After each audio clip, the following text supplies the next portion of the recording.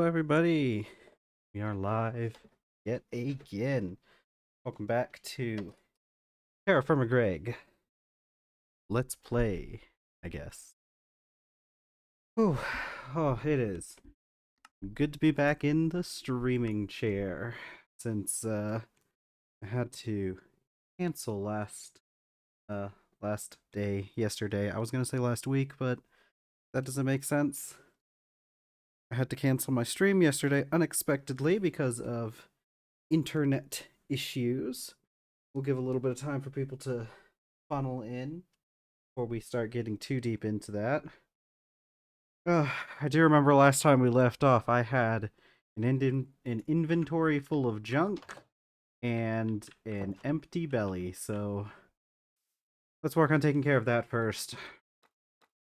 Fruits and vegetables would be good if I had any. Uh, there's still lots of wheat flour and whatnot. Ooh, and my little kitty cat's here now. She, I think she's starting to get used to me coming into the computer room at this time, and I think she's used to seeing what it's like when I'm getting ready to stream, so she decides to come into the room so she can get some little pets. Oh, okay. Let's look around. Last time we got that windmill sort of done. We're probably going to work on finishing decorating that windmill soon. But it does look like we'll have to see how well this holds up over time, but it certainly seems like it's doing a pretty good job of keeping this place well watered. We do have some pineapples to take and a couple tomatoes. Um so let's see. Can this go in a jam sandwich? I'm sure. What is it? Useful in sandwich. Whatever. Because we could turn the pineapple into a sandwich. But that's okay. That would take a little bit longer than I want to deal with. Um. Okay. Get these pineapples set to dry. We'll be able to turn these into leather. Oh, I forgot. We already had some pineapples out here drying. Boy, okay. So we already have some dried pineapple. Um. We need dried pineapple needs to be combined with a knife. Apple knife, pineapple fiber. Alright, I've just been storing it here, so that should be worth 2 pieces of leather right there. We'll be able to use, which I might be able to make another bellows very soon. Okay.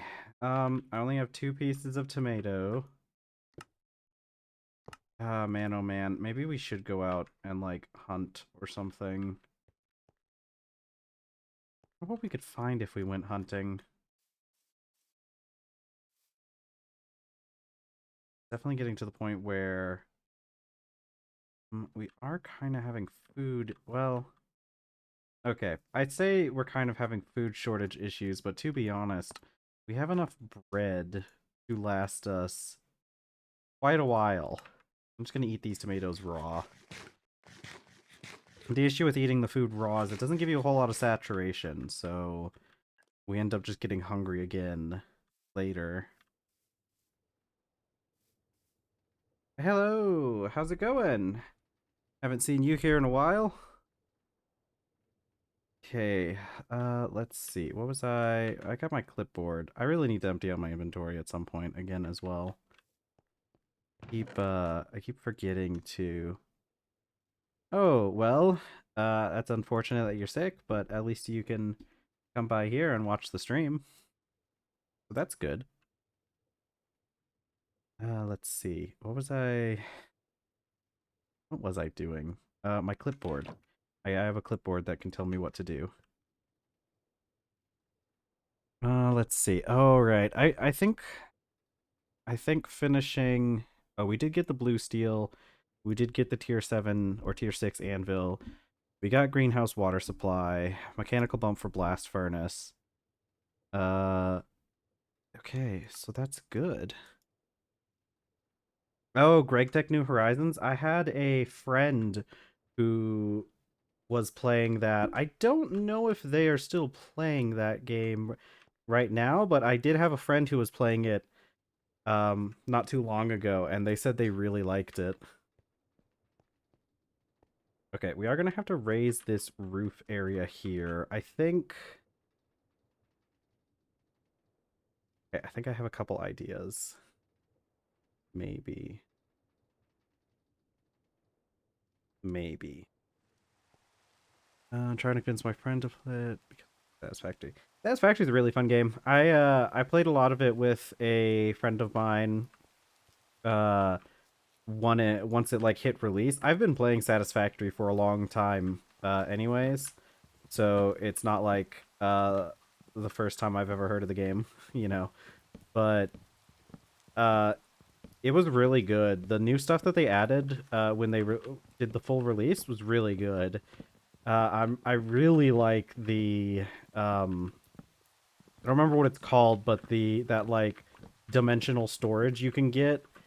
My friend really likes setting up like very intricate and like precise factories. Like my friend, they'll sit there and like calculate out everything that the factory is going to do like beforehand. The only issue I have with that is it kind of takes a really long time for them to get like things done because they go big from the start, which works better in the long run, but in the short term it kind of leaves us wanting. But that's fine because most of what I did was just make really weird and messed up machines that served a singular purpose. That was just feed us a steady stream of this material into a dimensional storage, and so that was really fun. Most of what I did was making bombs. I spent a long time building a factory that was just for weapons and ammo and stuff because I was at war with the aliens in that game. I spent a lot of time fighting things, and so I needed bombs. But yeah, it's a really good game.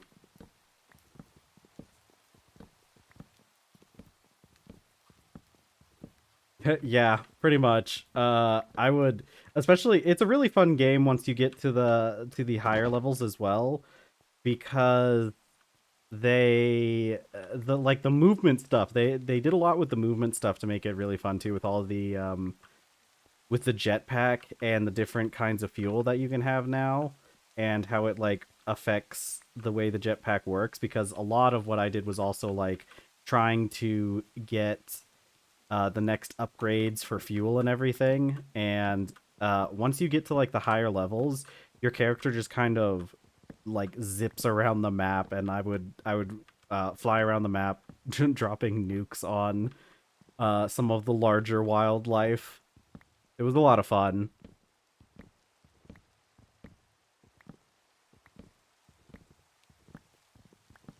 I'm really glad they all the updates they added. Like, I'm pretty sure in the release is when they added a lot of the newer enemy types too, which ended up being pretty good. It ended up adding quite a bit of variety into the game.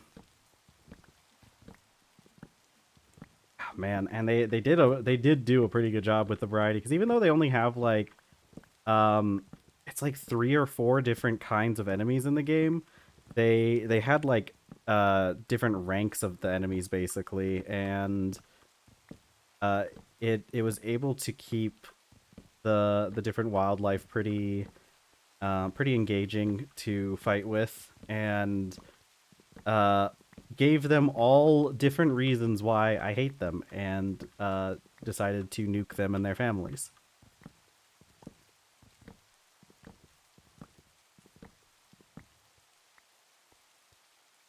Okay, once we get this, once we get this section set up, yeah, there we go. Okay, once we get all of this taken care of, I'm gonna raise this up a bit more. I know the steel smelter can go up to, I think, 5 layers, or the blast furnace. So we need to raise this roof a little bit, and I think we're gonna do it in kind of like a 2-tier sort of system. I think we're gonna keep the original like edge here for the stone, and then we're just going to build the wooden fences up on it. I think we're going to remove the wooden fences for stone pillars, because it turns out that these wooden fences have a tendency to catch on fire, and that's been not very fun for me.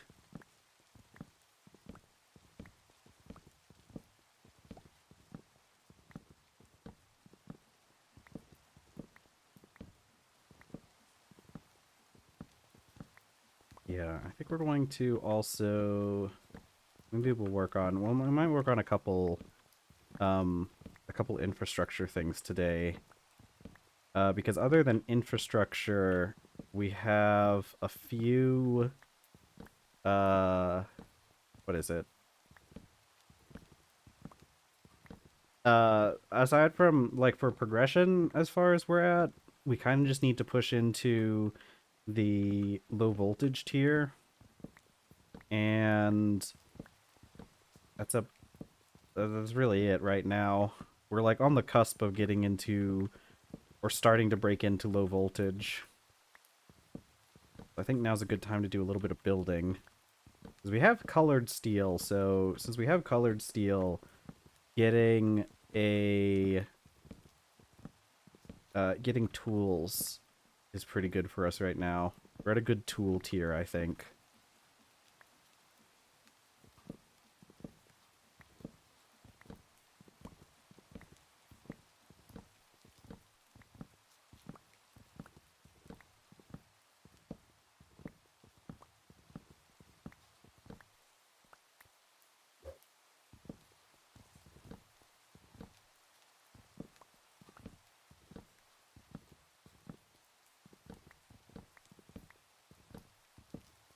Yeah, because I think I'm going to repurpose these treated wood slabs and put them as the roof, the ultimate roof at the top.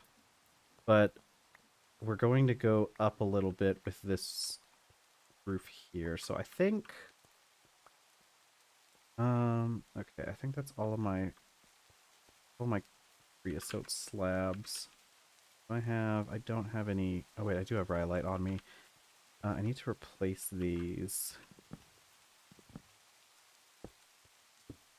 Yeah, we're going to replace these fences with stone so that they don't get broken, or they don't get burned up. Turns out the forging area has quite a bit of fire in it.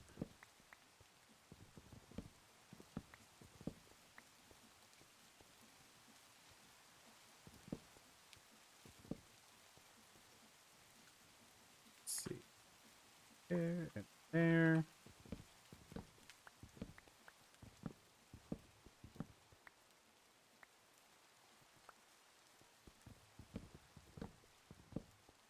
Oh man, I've had a busy morning today though. I've I was for a long time I've been fighting a losing battle with the dishes in the kitchen.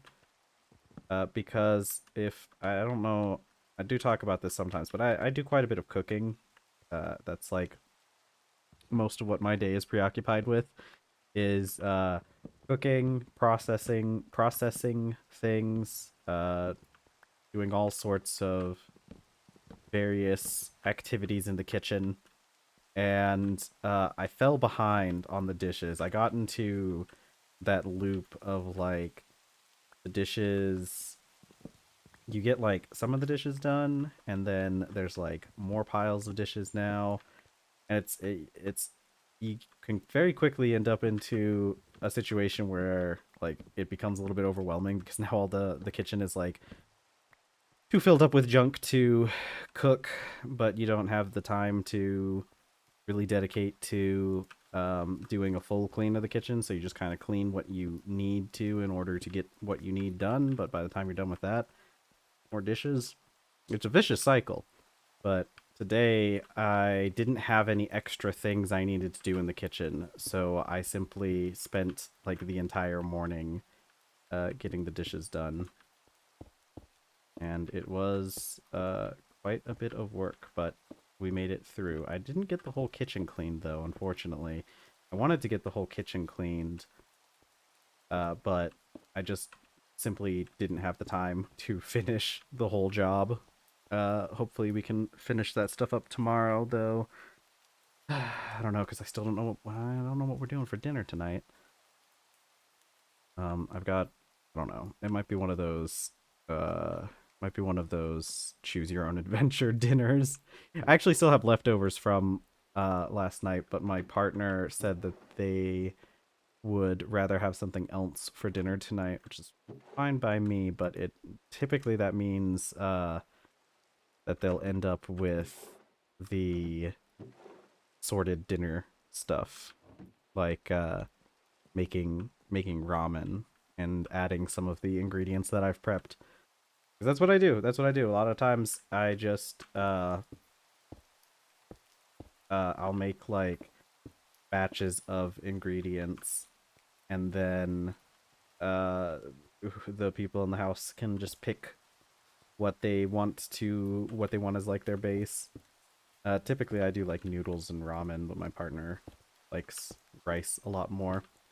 And it works out pretty well because our palates are different enough that it's hard to find food that we'll both enjoy. So instead of trying to like fight and find foods that will satisfy both of us, which in a lot of cases means like putting in way more effort into cooking, um I've started to just take the approach of like making a making a batch of like some sort of extra ingredient or some sort of like part of a dish. Like I made some kimchi the other day. It's okay. I think I was following like um a recipe online. And all the recipes online mention the Korean fish paste. And I managed to get some of that, and like I tried using it, and honestly I think a lot of the reason why I don't like this batch of kimchi that I've made has been because of the fish paste. I feel like if it didn't have the fish paste, it would probably be a lot better. So I think next time I'll just leave it out. But it was pretty good. It's good kimchi. It's tasty for the most part. It does kind of have an overwhelming fishy taste, but once you get past that, it's all right. What was I gonna? Let's see. Bricks. I know we had. I could have sworn we made some fire bricks at some point. I guess we didn't. Didn't I make? Maybe I left the fire bricks in the other chest for the smithing area. Jumping through the window. I have the compressed fire clay, but that hasn't been made into bricks yet. That must be what it is. I needed the mortar at the time. I have the mortar now. I just completely forgot what I needed it for. Let's see. Fire clay. Let's go to mortar.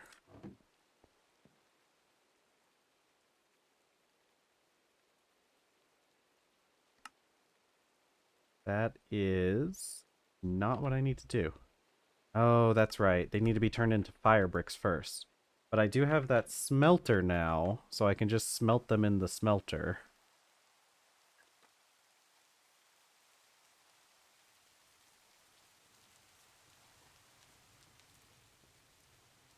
Steam furnace. Go. one of the main things that this thing does is just cook clay bricks and stuff. Since I turned off all the other recipes for it. Okay. I guess we are just kind of working on getting more of the stuff done.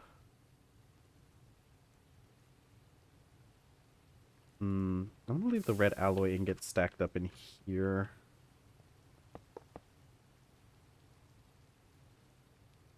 Okay, I have plenty of pipes. I should put...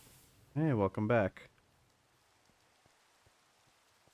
Oh, let's see. Okay, now that we got the roof removed, it should be...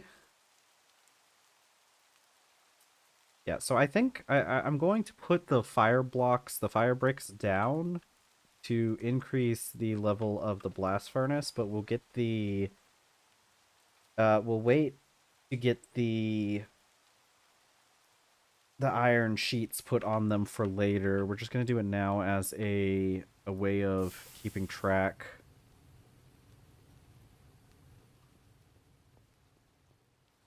Of how tall we need to make the roof.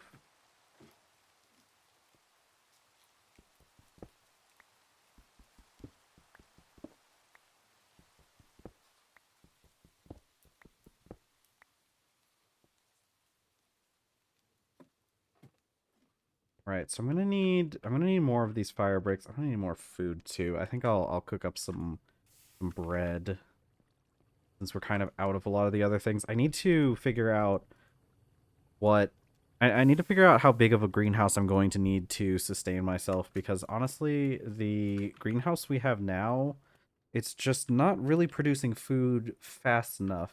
Oh, I did have all those vegetables in the field though. Actually, yeah, I see ripe tomatoes on the vine out there. So we're probably gonna eat those. I kind of forgot I had put more food out in the field. I think the issue is like the food in the field is just having the throughput. Like I'm pretty sure it makes more, like it makes more from each individual harvest, like for each individual thing, but it also seems to kind of grow faster. So I don't know exactly what we're going to end up doing fully with the greenhouse, but maybe the greenhouse will become like a backup, because the crops in the field do have a tendency to like eventually die, because like it'll get a little bit too hot during the summer or a little bit too cold during the winter for the crops to survive. Maybe I should look through some more, because what do we have? What am I growing right now? Crops. I wish there was like a table, because the wild crops section has a table at the end that tells you the it tells you what temperature and rainfall to find wild crops, but I wish there was one for the crops to give you a temperature range and hydration. Because see, it definitely gets too hot for barley. Let's see. So we have tomatoes are the big one, and tomatoes very rarely die on us. So tomatoes, zero. I think the issue with tomatoes is it gets a little bit too cold during the winter for the tomatoes, and it barely drops low enough to kill them. So that means we're able to sustain up to that 36C. We don't go over that. Yeah, but see, like squash would be a decent one too, but its temperature range is even worse. And I don't think that, yeah, the soybeans die, and I think it's because of both, honestly. See, the thing is, I don't think there's really any, well, except for potatoes, but they require higher hydration than what we need. Potatoes actually would be a really good one, wouldn't they? Did something happen over there? I swear I heard something. Potatoes would probably be the best one to actually grow. Because they survive down to -1, so they're a little bit hardier And they survive up to 37. So they're a little hardier than tomatoes. The only issue is it's not wet enough where we are to just grow tomatoes out in the field. We'll have to do some sort of irrigation in order to actually, you know what? I do have the ability to make a bucket soon. I could just irrigate my fields like that. It'd probably be fine. I wish rice was hardier. It really has such a narrow band for what it can survive. Oh yeah, cabbage. Cabbage is a good one too, except for in the summer. Ugh, I don't know. None of it. I think we've kind of got the optimal crops anyways. I don't know if finding other ones is going to work out for us. Um, check. Sure, it's fine. Okay. Let's see. Oh, my fire bricks. I need more fire bricks. Heck, that's what I thought. Okay. Hold on, give me 1 second. I'll be right back.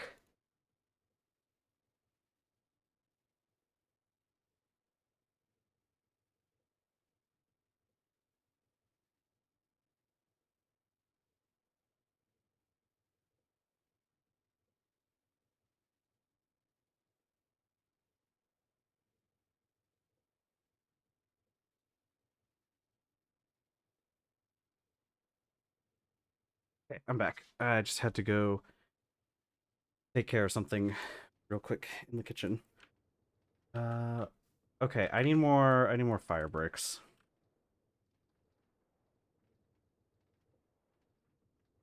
Press fire clay. We need fire clay dust. We're going to need 20 because we need to add another 2 layers on. And yeah, so 20 fire bricks. So we need fire clay, clay brick, dust. I know these make a lot more dust than I had anticipated. Yeah, so I still have clay dust and brick dust, actually.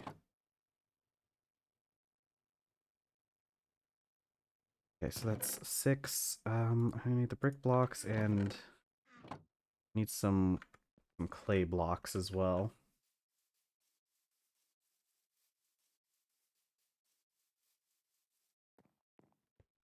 Um, I need... Man, I need to organize this inventory at some point. I need to put some of this stuff back up in the workshop. Let's see. Is that going to be enough? Each clay block gives me 4 clay dust, and I can multiply that by 2 to get the amount. So this will give me 8 multiplied by, yeah, so that'll be more than enough clay dust.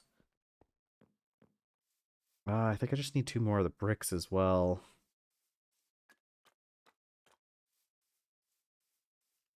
Let's go dump off a couple of things that I have on me, just for storage purposes. I don't really need to have all of this on me at all times. Some of this can come out of here, and I can put other things back up. See, these chests are definitely a lot more unorganized than most of our other stuff. We've done a pretty good job keeping a lot of the other stuff organized, but this stuff these are a little bit less so. But these are this is the primary work area. Okay, let's go grind up some bricks and some clay.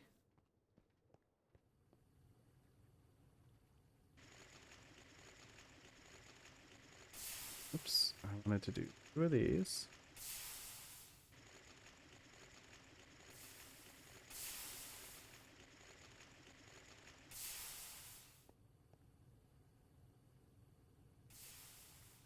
Two. Okay, there we go. So we have a little bit left over, but that's fine.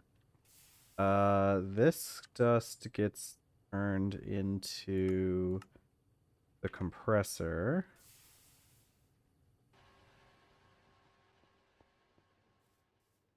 All right, I'm gonna make my character some food.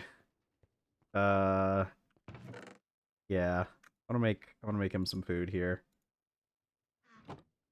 Because we are again low on food. Eating raw tomatoes doesn't keep your character fed for very long. Let me add finish windmill. We need to finish decorating that windmill. How's my soybeans doing? Good? Okay, see, this is good. This is good. I can take some of this harvest. That's probably more than enough. And a couple of these. Well, the tomatoes, it doesn't matter. We can just take the tomatoes off the vine whenever we're ready to eat them.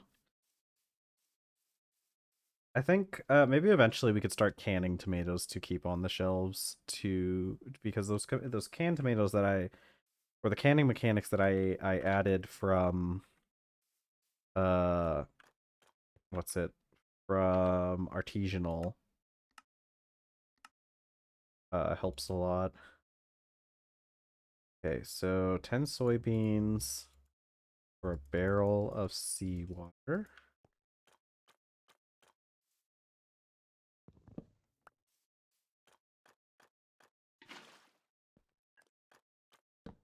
How much more seawater do I have? Yeah, I need to. I'm definitely gonna need to go out and grab more seawater later on. Let's do 3. We need to do 3 batches anyways, so that should be more than enough. I'm also going to go and grab some tomatoes though, because we do need to eat right now, and a few tomatoes would be good.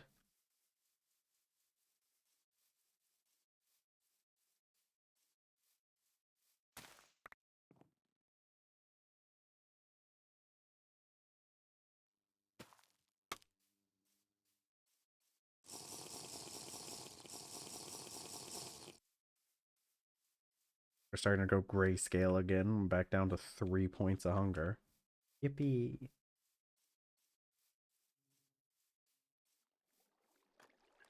Okay, but I want to get this. I want to get all this soybean stuff done. Give me what happened to? Oh my god! I just straight up ate that loaf of bread, didn't I? Okay. All right. I need to do this before I do anything else. Soybeans, and then we need to grab a barrel of water.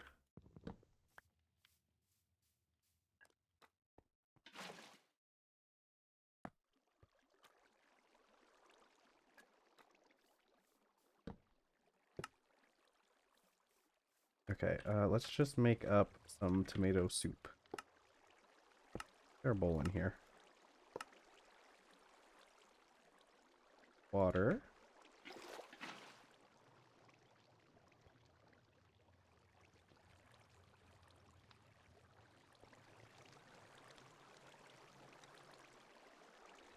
Okay, soy mixture again.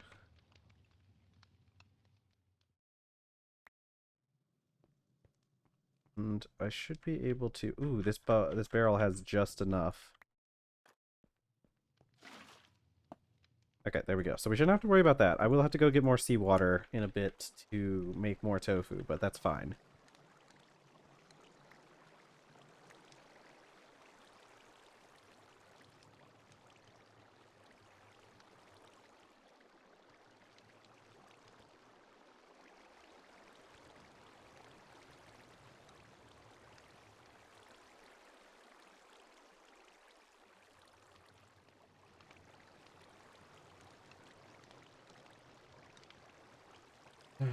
Trying to keep an eye on the bit rate today because the internet has been having issues. It seems like the bit rate is fine. It keeps going up and down, but we haven't lost any frames, so that's good.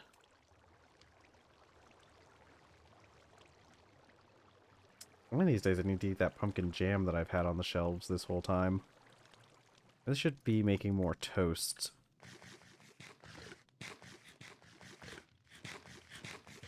Alright, that'll keep us fed for a little bit, but you can see that it's already kinda... it wasn't able to fill us up all the way.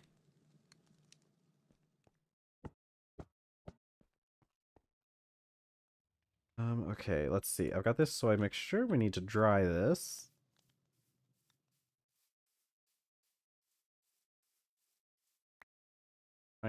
Dried pineapple chunks here.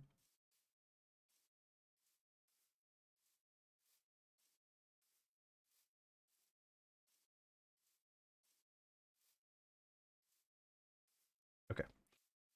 Not all dry into tofu. Hopefully we'll be able to eat all that tofu before it goes bad. I know it's kind of hit or miss with that stuff. It goes bad very quickly.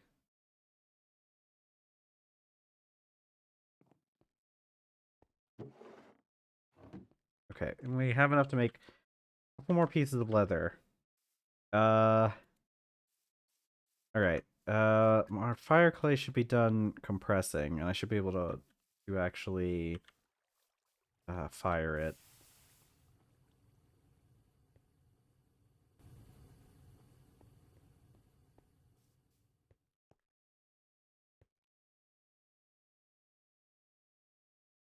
Okay. I guess we'll wait on that for a little bit. And why do I have these tomato seeds on me? That's fine. Eventually, once I get the new roof, I'd like to actually put lanterns in here as well. This was our first lantern, and it's down to... it's about half empty. But it's been a lot better than having to try and light all these torches. Like these lanterns? Good lanterns.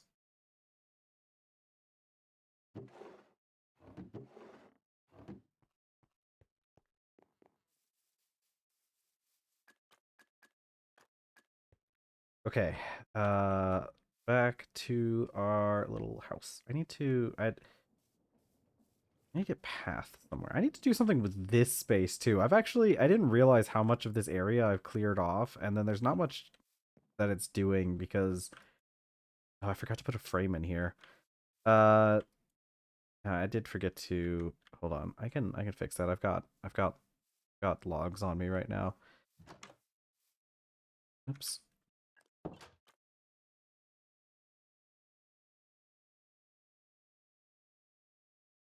Where's my saw? There it is.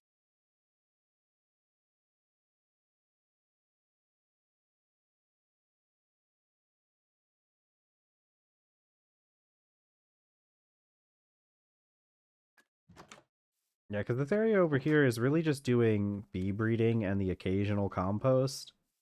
We need this area to be doing more, or we need to do something with this area. I think that's where we're going to expand next if we need more buildings.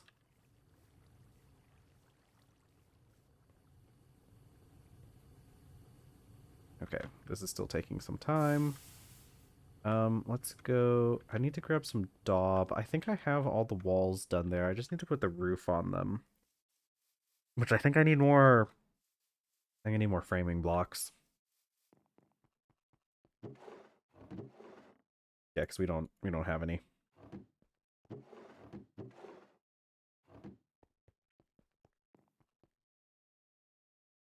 Let's see. We'll just take this, and that should give us enough to do 3 batches.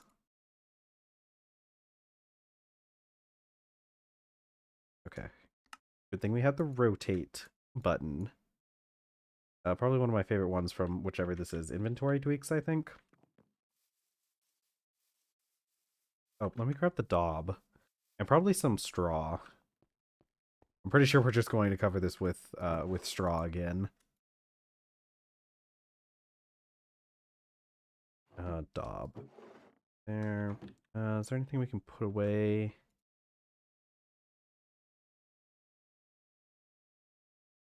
I could put stuff up in my backpack at least. I need to write down backpack upgrade.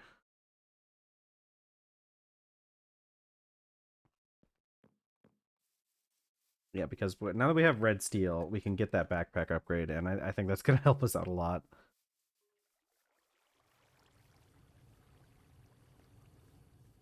Okay, so I think there doesn't need to be much done up here. I just need to put a few more to finish off this roofing, and I'm hoping that we have enough, but I think we might not.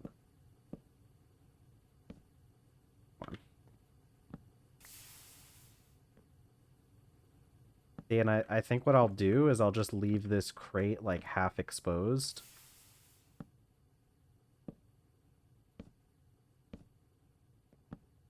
That way we can continue putting stuff in the crate. Oh, we might actually have just enough. Yeah, we're gonna have just enough roofing material to finish this. Yeah, and now I can still access this crate so that I can put logs in it. And we should have enough straw.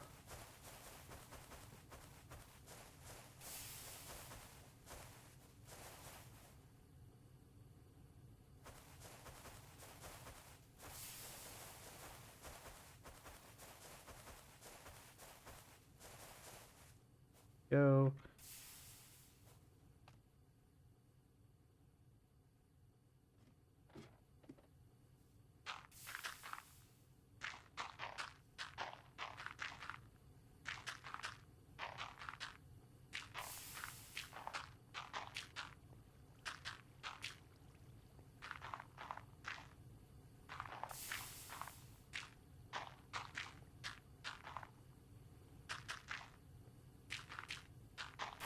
Yeah, we're gonna have to make more daub.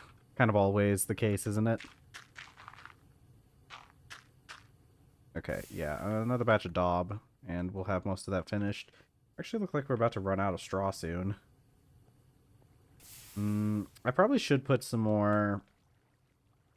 I probably should get some more framing material to cover the tops of these. It looks a little bit weird without the full top, doesn't it? Oh, but our fire clay is done. Our fire bricks.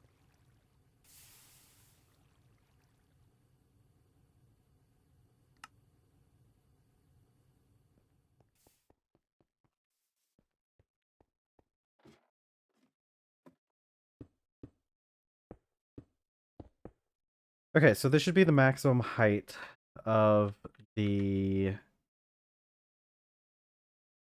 blast furnace.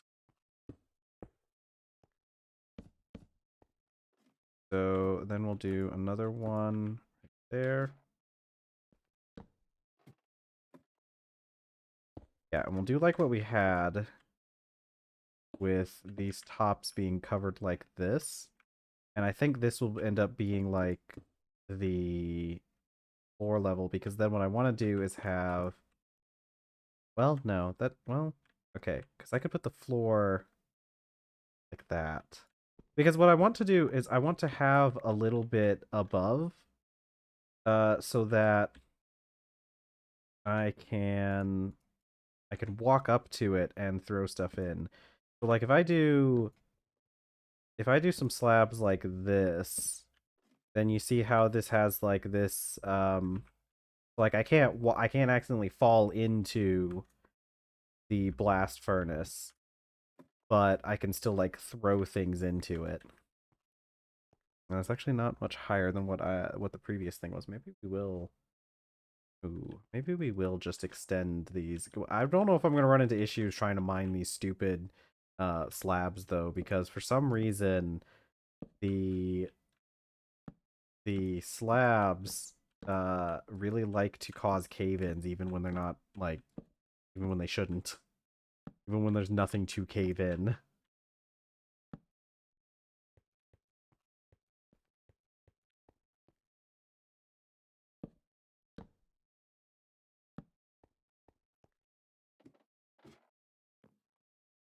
Yeah, but I think we're going to have to. Okay, so let's see if we can manage to do this without breaking everything. I guess we should probably get down from here.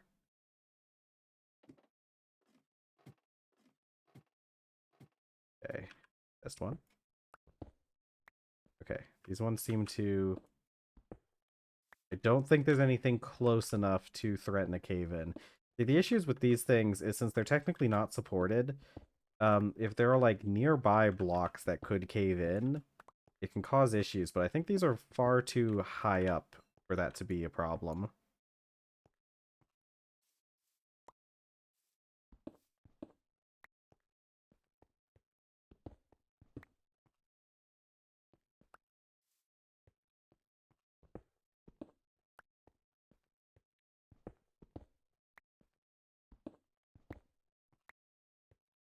And I don't know what we'll do for the top part.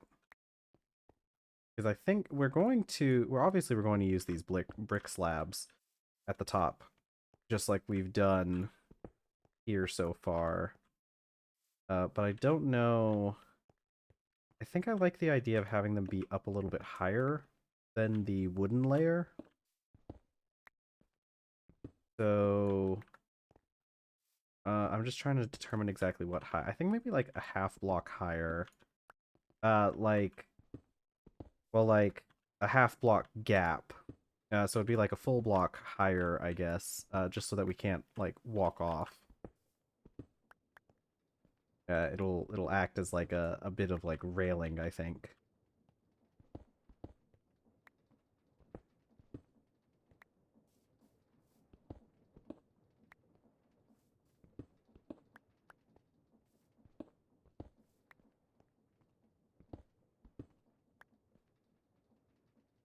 Okay, so all of these.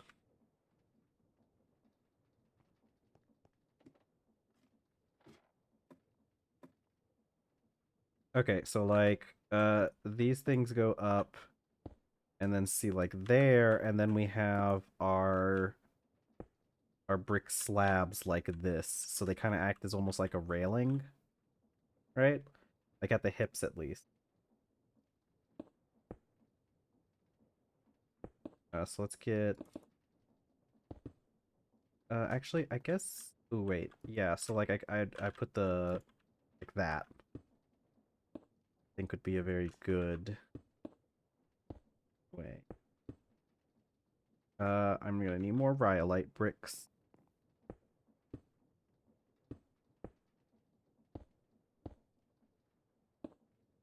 Yeah, see this is gonna look cool. Okay. Yeah, okay, I like that. I like that. We're gonna do that.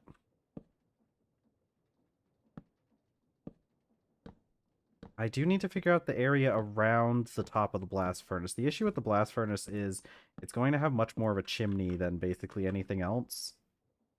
Uh, yeah, because see, right here, I can't do this. I can't have this part here because once the slabs go on, we might have to, I think we're going to move this to the other side. I think it'd be good to move this ladder over to this side instead of having it there.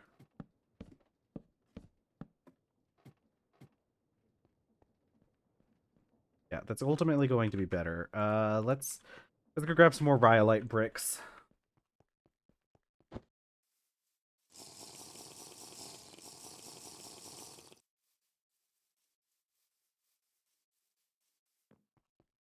Okay, I think we're probably going to have to make more.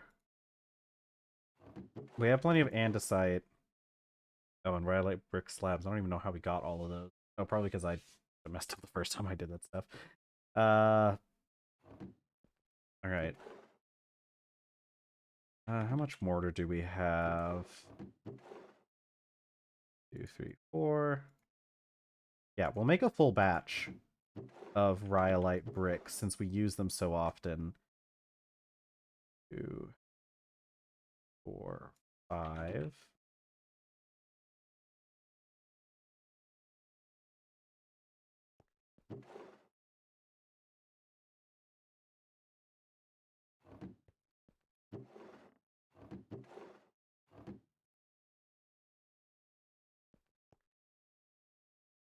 So my chisel, there it is.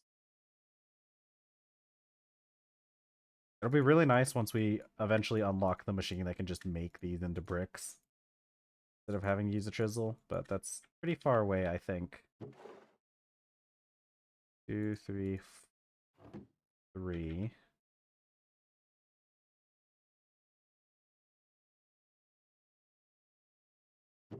2 more. And 2.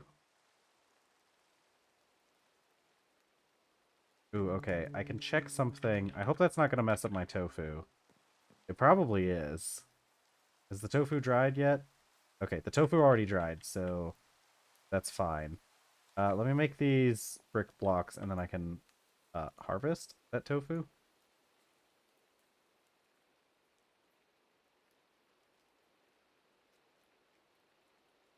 Okay. I don't know if that saved us space or not.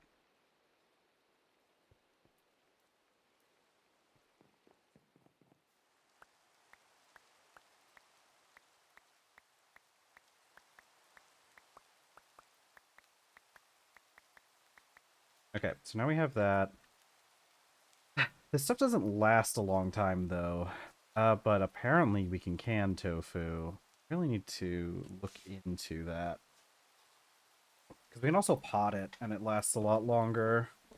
But we're at the point where we can make these tin cans. It's made out of this tin plate, and it's a little bit expensive, requiring either a double sheet of steel or a double sheet of wrought iron.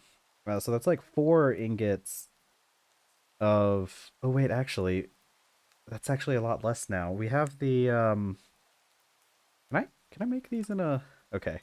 I was hoping I could make these in the alloy furnace because it does other things that get welded, but yeah, we can make these pretty easy. Maybe we should look into canning. Because what else is the preservation methods for this? We can steal it in brine, I guess. We can brine it and steal it in vinegar. The brine's probably a good idea because it does help it last a little bit longer. How much brine do we have? I know we have some lying around. But not a whole lot. Okay. How long does this last? I put it in here. 55 days actually isn't terrible. Ignore the lightning. We have our lightning rods. Should stop anything important from getting hit.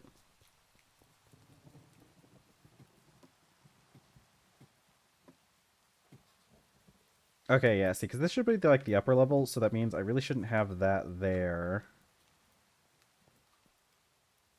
Okay, let's try to figure out where I'm going to have to put things. So, realistically, I also need bricks here. Like, I need them around the corners.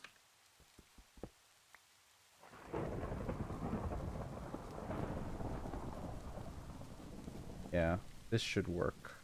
This will work just fine. I can continue.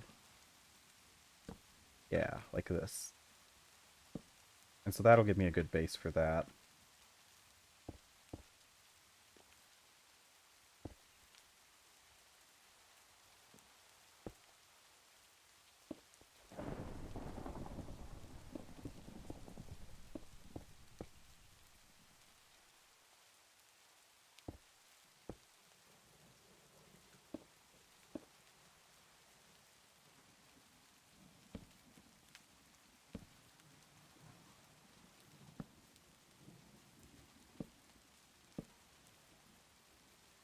Oh, heck. Wait. I also need it around these back spots too. Here and here. Yeah. Do I even... Okay, yeah, I do need the corners. I should still be able to put stuff in there, right? I should still be able to reach. Maybe some of these should instead be replaced with... Oh, actually, okay, I have a better idea. What if... Okay, so this obviously needs to stay the way it is. But these ones...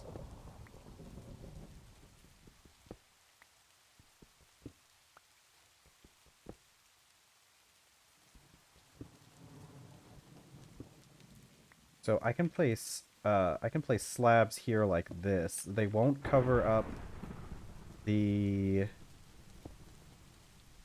I'm gonna have that there because it looks like it's like holding on to it.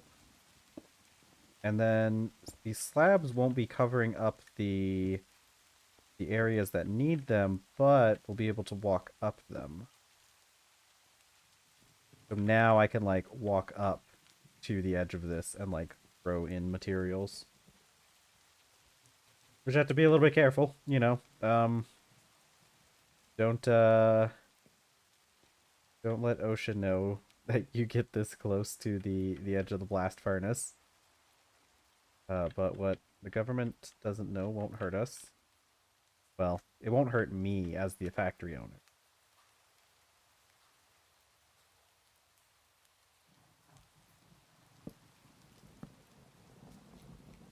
Probably. I'm actually the most likely one to be injured in a workplace accident at this place. Considering I do all the work here.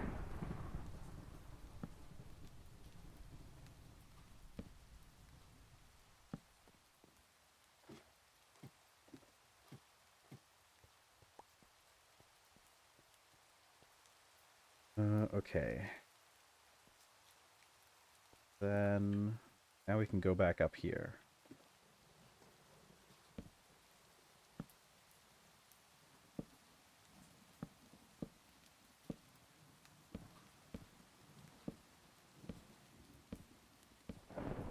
I know this one's a more realistic mod pack, so obviously we wouldn't end up having these in this mod pack, and I'm pretty sure we don't. But doing stuff like this makes me really miss mod packs that have either the building wands or the building tool. They really do make building much easier. Especially because like stuff like this is one of those things that's not necessarily difficult, but just tedious. Although we do have create, so heck, if I ever really wanted to, I could just start messing around with blueprints. Because you can like go into creative on my creative world, and I could like build things and then just import the blueprints and have a machine build it in this. Calm down, lightning rod. We need to decorate the lightning rod too. It's really mostly functional right now, and I like the general shape of the lightning rod, but I definitely want more to it.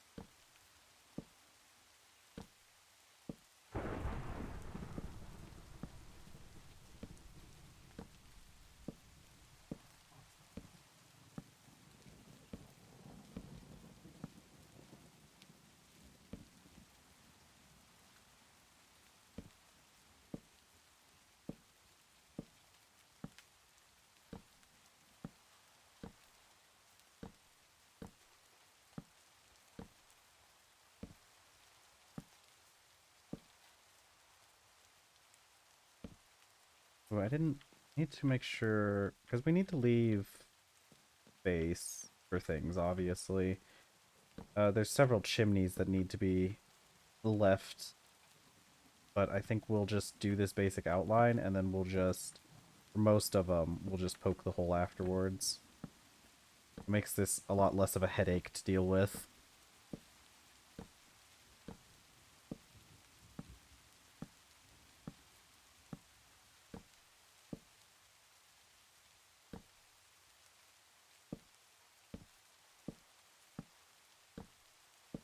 Actually, and I'll probably extend some of these, like that, what's that thing called? The bloomery? We can just straight up extend that up into the ceiling here. The other ones will have to require a little bit more. Because they're not like actual proper chimneys. I guess I could for like the coke ovens at least. No, not coke ovens. The charcoal forges at least. I could put a proper chimney on it if I really truly desired to.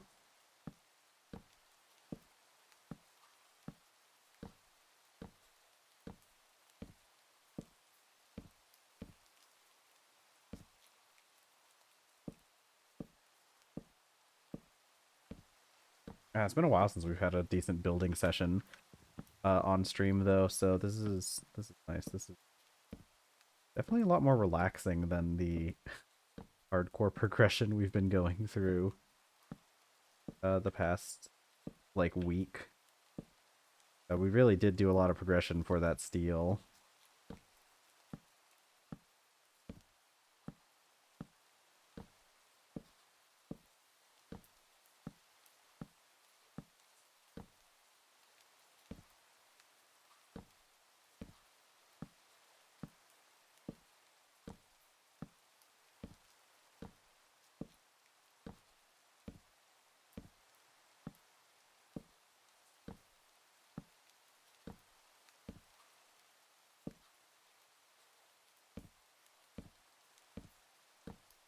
I'm glad they added the mod that makes it so that when I run out of this stack of items, it's going to just give me another stack from my inventory.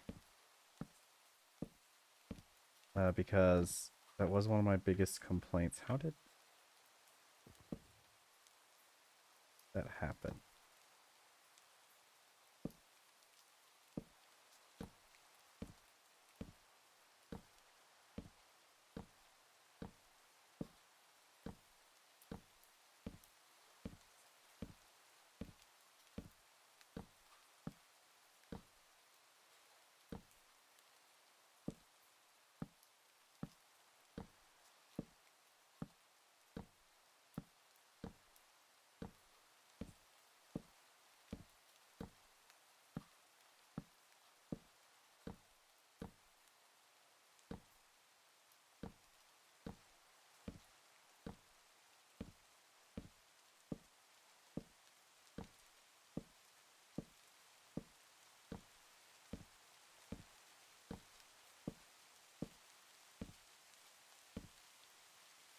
Alright, we're very close to being done with the roof here again, which is very nice.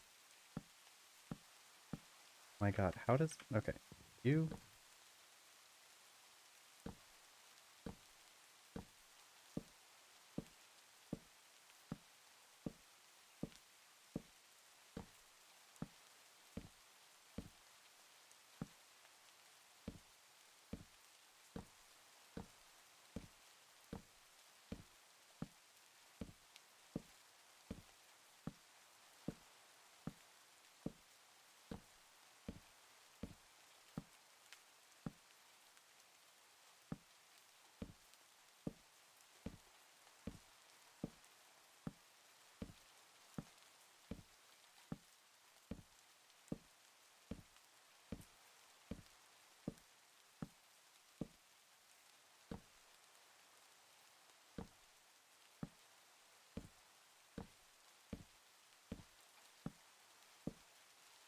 Ooh. What? Did I run out of... How did I run out of slabs? I know I accidentally misplaced some, but surely not that many. Maybe. I can steal some. I'm pretty sure we have more in the storage area, but I'm gonna take this as an opportunity to the holes for these things.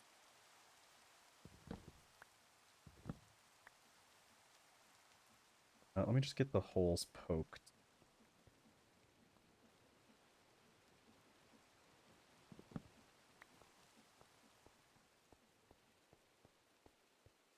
Okay, so we need one over this charcoal forge. I do also need one. This isn't really a chimney so much as like a rain hole. I can't go up there. That should give me enough to finish off this top section.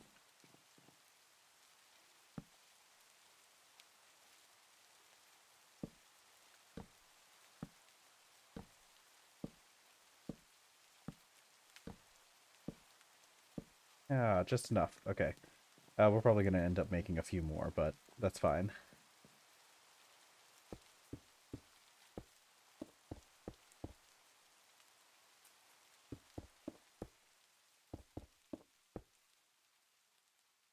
I should probably put another...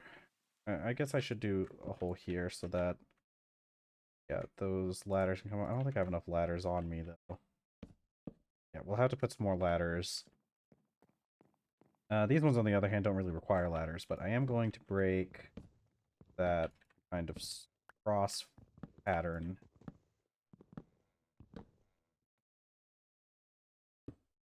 Oops, not that. I guess they would... They're on the bottom, aren't they? Like this. I'm gonna remove some of these brick blocks, but I just need to put them up against. No, why did I? Yeah, like that. I think like that's gonna be. Actually, I didn't need to put all those in. I could have just done like this, right? Um.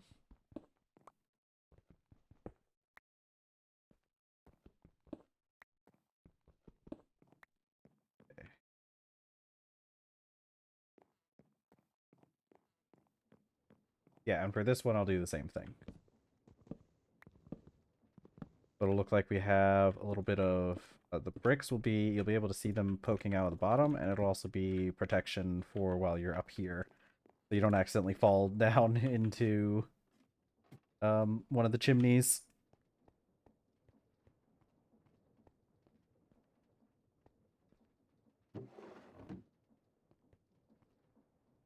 Okay.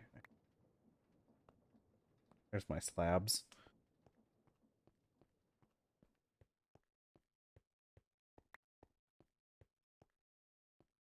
And this one needs on the bottom. There we go.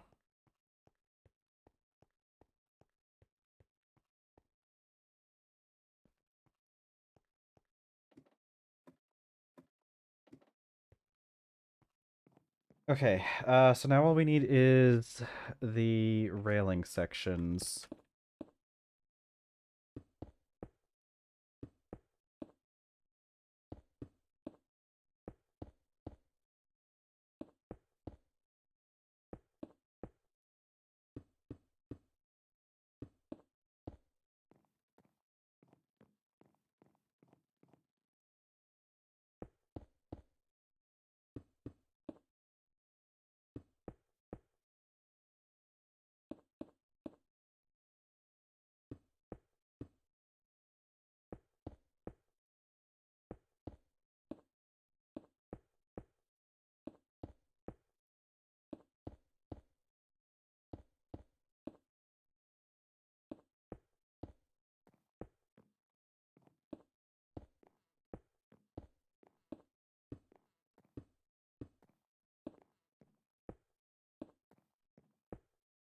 Alright, this is looking a lot better and makes a lot more sense than our previous ones. I think it makes more sense to have these stone pillars go around the entirety of the, or go like straight up, so that it's like we've built this like stone frame and then filled in parts with the wooden roof.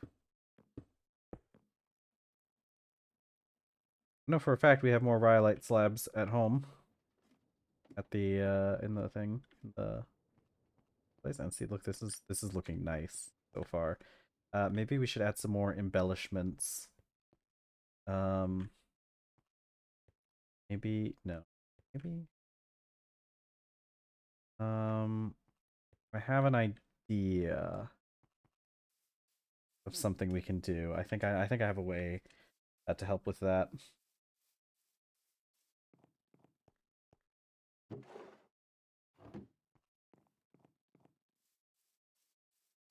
Because I think what we'll do is the sections where the floor is, so like right here.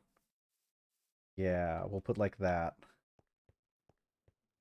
Yeah, that'll give us a little bit of depth on the bottom floor, so it's not just flat all the way across. Uh, yeah, that's looking real. More of that in there.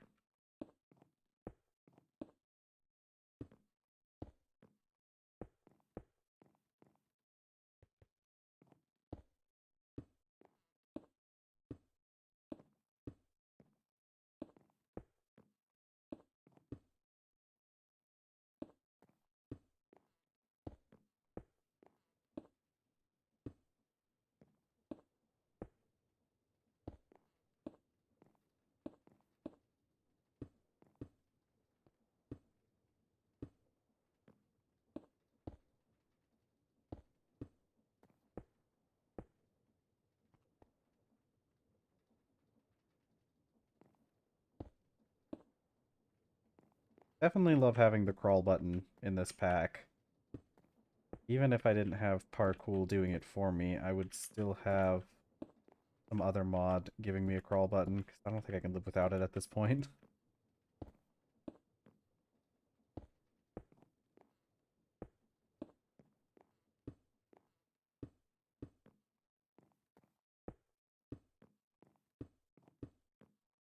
Okay, there we go. Alright, so now we have our rooftop area up here where we can do things like throw items down into the bloomery and the blast furnace. Which maybe we do like that. That way you can't actually like fall into the blast furnace. But you can still go up to it. Alright, and from down here it looks really good too. For the most part. I do think these sections here are a bit tall, aren't they? What if I just like this? Since we already have blocks at this level for the doorway anyways. Yeah. Ooh, maybe I can go back later and add like glass for windows.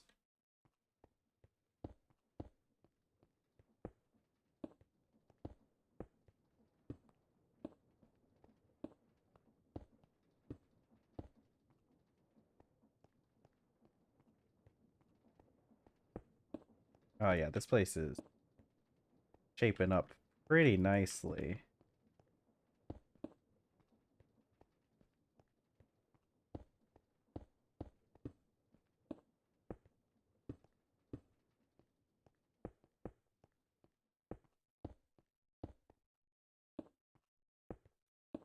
This will also have the unintentional effect of stopping us from just jumping through the walls to get into this building, now that I think about it. Okay, yeah, that looks nice. Oh, this is nice in here now. This is looking a little fancy. We just need lights in here at some point.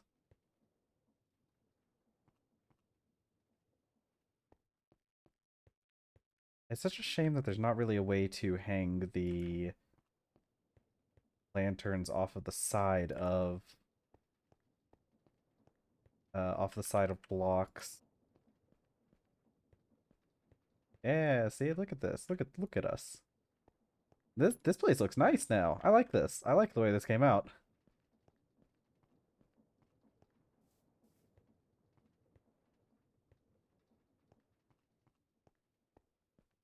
Ooh, you know what? One thing I heard that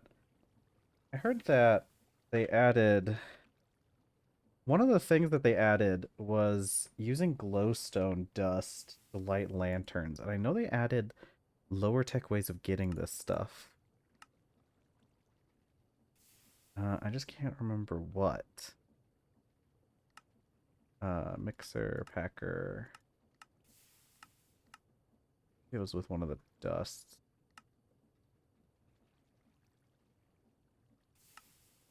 Alright, I'm not sure how. But pretty sure there's a low-tech way to get glowstone at some point. Eh, oh well. We'll worry about that later. My character needs more food. We can make some more soup. We can add some of our tofu into it this time, or I could make. Eh, it doesn't really matter. We're pretty full up on everything aside from fruit and dairy. So well, we might as well take this one and then make the 4 blocks of tofu.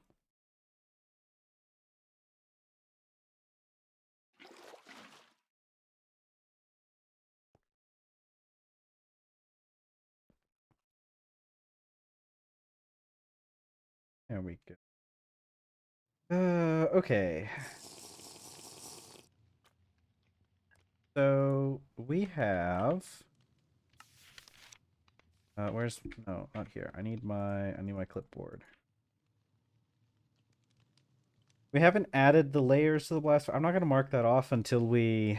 I'm gonna put an S in there though. I'm not gonna mark this off until we get the plates on there.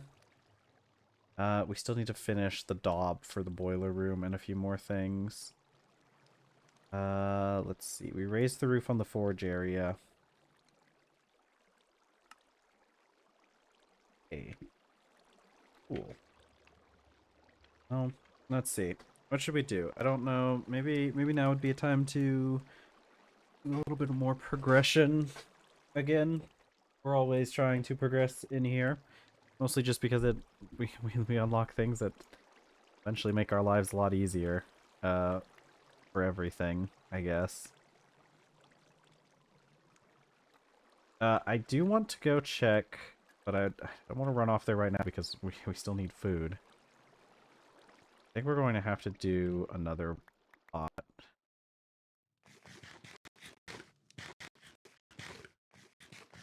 No, that's close enough. That's good enough. I'm not gonna bother making any more food at the moment. I want to go check on the windmill area though, because it has been raining. So I want to check how much water do we have in the windmill area. And maybe check on these pineapples to see if any of them have grown. Not yet. Ow. They do hurt though. Okay, so this water barrel is like basically full. And I'm assuming in there is probably going to be essentially full as well.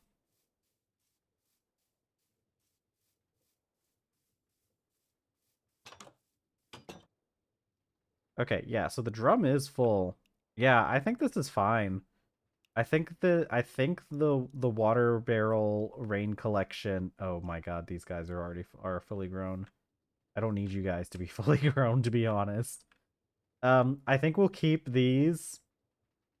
We'll keep these in here. Just to have them in case we need them. I really should put more hydroponic planters in here as well. Although I will admit, now that I'm looking at it, like we didn't really need this water system if we're just going to like leave things in here for when our fields can't grow them. I mean, because with realistically, what we really needed is more rice, because rice is the big thing that we can't grow. That's a good point. Let's go. Do I have? I have wrought iron on me. I should have enough wrought iron for that. Let's make another batch of, I think another couple hydroponics, because I've got the one, but let's make a couple more and get them placed in there. Because yeah, hydroponics are probably going to be our biggest ones. I think the soybeans and the tomatoes will mostly just stay in the fields or grow in the fields.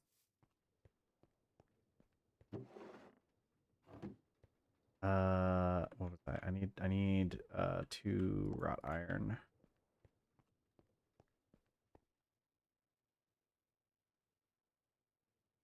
Then compost. Did I need to do 2 of these? I think we only need to do 1. I forgot that this recipe makes 2. I'm just gonna do 1. We do need some more drums. which, lucky for us, we have all these blocks. I do need an ingot. I want to check and see if the quest requires it. No, it needs plate. Wait, really? What does this get? Oh, right. Right. I need those to make the rubber sheets. That's right. I need a couple more though. Let's see if we can get 4 or if we can get 8 plates out of this. Do I have any? I need to do another round of steel. Let's get some iron to finish those layers as well though. I think it's 12 pieces of iron and we definitely don't have that much. And we also don't have enough to do a full bloom. It might be time to go collect some more iron. Small piles of dust. We have a little bit of crushed iron ore and pyrite, but that's not going to be enough for my purposes. Okay. Surely we'll be able to make 4 steel plates and get those bronze blocks turned back into ingots. Because I'm pretty sure we need it. Yeah, we need the casting mold. I guess we could also just turn it straight into bronze dust, but I think it'd be a better idea just to get that casting mold to start with. All right, let's see if we can get it.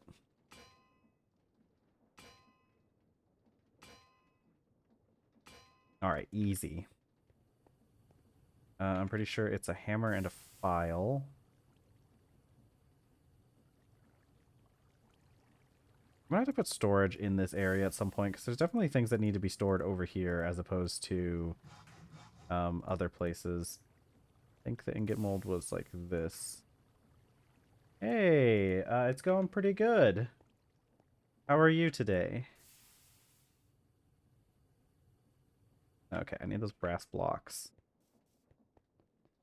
Boop, boop.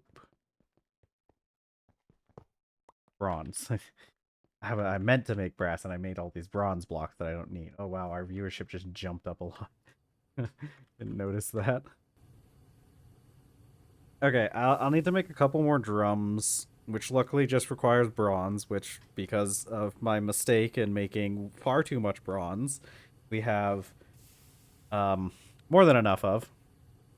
Ooh, that sounds good. It's been a long time since I've seen an orchestra. A very long time, actually, now that I think about it. But that's great. That's great to hear. Oh, let's see. Was it for like a specific orchestra, or was it just like a general um, orchestral concert? Or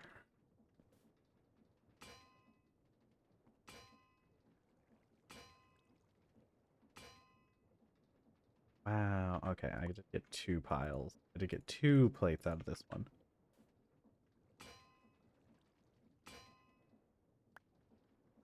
That's good. That sounds fun.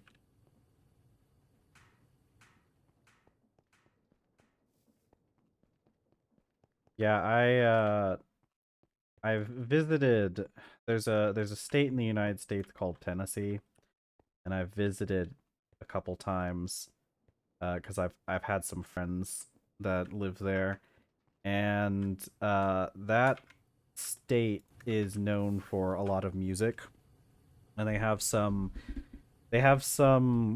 operas and orchestral stuff that go on there. So that would have been the last time I would have seen an orchestra, but it was a long time ago.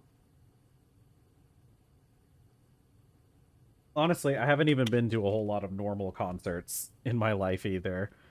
Um, uh, I've talked about how I generally like music, But for me, concerts are a little bit much for me most of the time, and they also uh, it's also I kind of live out of the way from where any kind of concerts typically happen. Like getting to the nearest place that would have a concert is quite the drive. Probably taking more than an entire day to get somewhere that would have that would generally have concerts. Uh, so it's kind of difficult for me to go.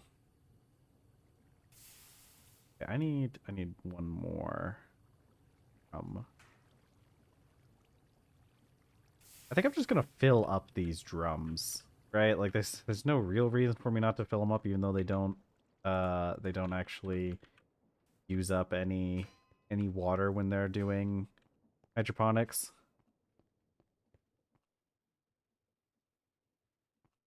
Yeah, the couple of concerts that I have gone to have been really good. So I have definitely gone with a quality over quantity um approach when it comes to concerts. I've gone to a few very good ones. One of the ones that I went to, uh, let's see. I went to a concert that was my first ever concert that I ever went to. I went to a concert that was Bullet for My Valentine, Breaking Benjamin, and Avenged Sevenfold. That was a really good concert. I've never been a huge Avenged Sevenfold fan. Not like I like all their music that I've heard. I've just never been like really big into them. So that was really my first time seeing like really engaging with their music. They were really good. As the headliners, they put on a really good show. Um I was mostly there for Bullet for My Valentine and Breaking Benjamin. Ooh, that's really cool actually.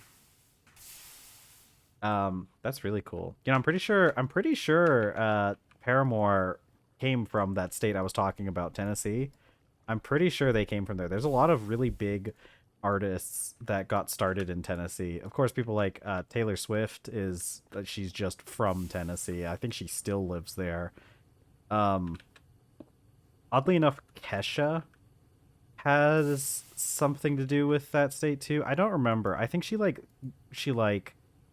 I don't remember which way it went because she either got started there and then moved to California or started in California and then moved to Tennessee. And of course Tennessee is that state where they had that's where Elvis was from. That's where um I'm sure there's others. I'm sure there's more than just Elvis. Uh but anyways, they're a big state for country music as well, obviously. Uh but let's see. I had, Breaking Benjamin put on a really good concert as well. They went on before Avenged Sevenfold.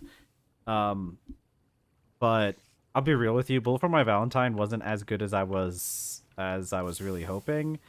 They're honestly just better in just better like out of concert.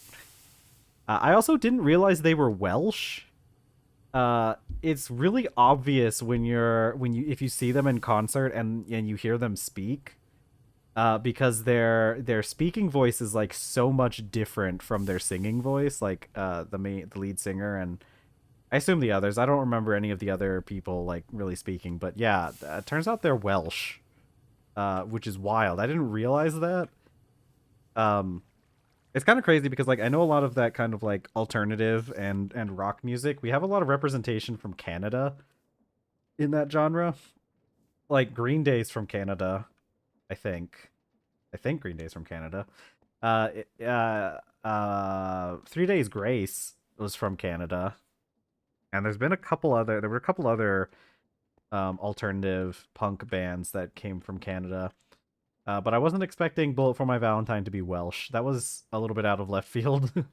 um, and then the other concert that I saw was it was okay. The opening act was Bad Wolves. And that's that band that nobody really knows anything that they've ever done except for the fact that they did that really good cover of Zombie by the Cranberries that got like super popular back in like I think it was around like 2016 or something. That cover of Zombie got super popular. Maybe it was 2018 actually. It was probably after 2016. But yeah, Bad Wolves did that song, and honestly, as an opening act, they were okay. I mean, the big issue was that like literally just nobody knew any of their music. They're not really that popular, aside from that one cover. Um, so nobody really like knew their music, but they did do a pretty good job of getting everybody like hyped up. I guess these can't fill from the bottom, can they? There and there we go. Uh, and then okay, so the other bands that were the more popular ones was they had who was it? I'm trying to remember because my partner likes this band a lot more, but I'm not a huge fan of them. Falling in Reverse. They have some very good songs. Generally, I think their music's pretty good. I will admit though, the lead singer is kind of a jerk. Like and he's one of those jerks that like kind of brags about it. Is like, yeah, people tell me I'm a jerk, but and they're right. And it's like, okay, I mean, I guess if you're okay with it and that's who you want to be, like more power to you, but he was kind of just mean to people in the audience.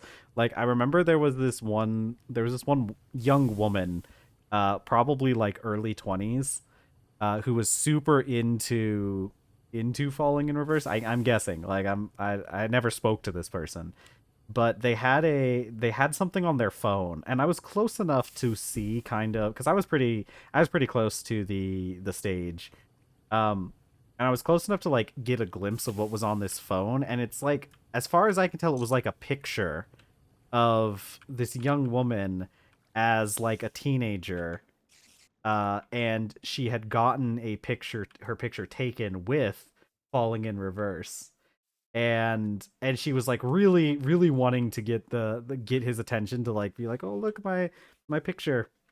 We had a picture together a long time ago. It's me. I've seen you before. And eventually she was able to get the guy's attention, and he just kind of looked at her and was like, why would I want to see that? And just like ignored her. And like I get that like as an artist, you're probably okay. As an artist, you're probably like, you probably get that stuff a lot, right? Like I'm sure on some level it might be a little bit, I guess, annoying um to like constantly have fans like trying to show you stuff while you're on stage, and like and trying to get your attention, and you've probably taken like tons of photos with all sorts of fans, and like I'm sure you've done like all sorts of cool stuff, but like that's such a mean thing to do to a fan, especially, right? Like I don't know. I don't think I ever want to get to the level of fame where I'm just like ignoring my fans like that, cuz like at that point what are you doing this for? Like why are you even having a concert if you don't want to like interact with your fans like that? Like it's such a, you know, uh because like it's not like she was being like super it's not like she was like being inappropriate, right? I know um there was a lot of controversy when Chappell Roan was complaining about the people that would be like weird to her, like going up and like trying to touch her, and like trying to like force like her to give them a hug or something. So I can like understand like when it's stuff like that, how it you you know how it's that's a little bit of a different situation there, but like this wasn't really like that. It was just a young woman in the crowd who was excited to get to see like her favorite band again, and was just in the crowd wanting wanting him to see. And like it wouldn't have taken more than him just being like, "Hey, cool," and like given that little bit of recognition. So and this wasn't like the only thing he did that made him kind of a jerk. Um, but yeah, so I wasn't a huge fan of their set, mostly because of the vibes that he gave off. A lot of the music was pretty good, although I only liked a couple of their songs and didn't really care all that much about half of the other stuff they played. But then the other one, there were two other ones, and I talked about the first two first because like they weren't as interesting as the other ones that we were going to talk about. But these other two bands, oh, amazing bands.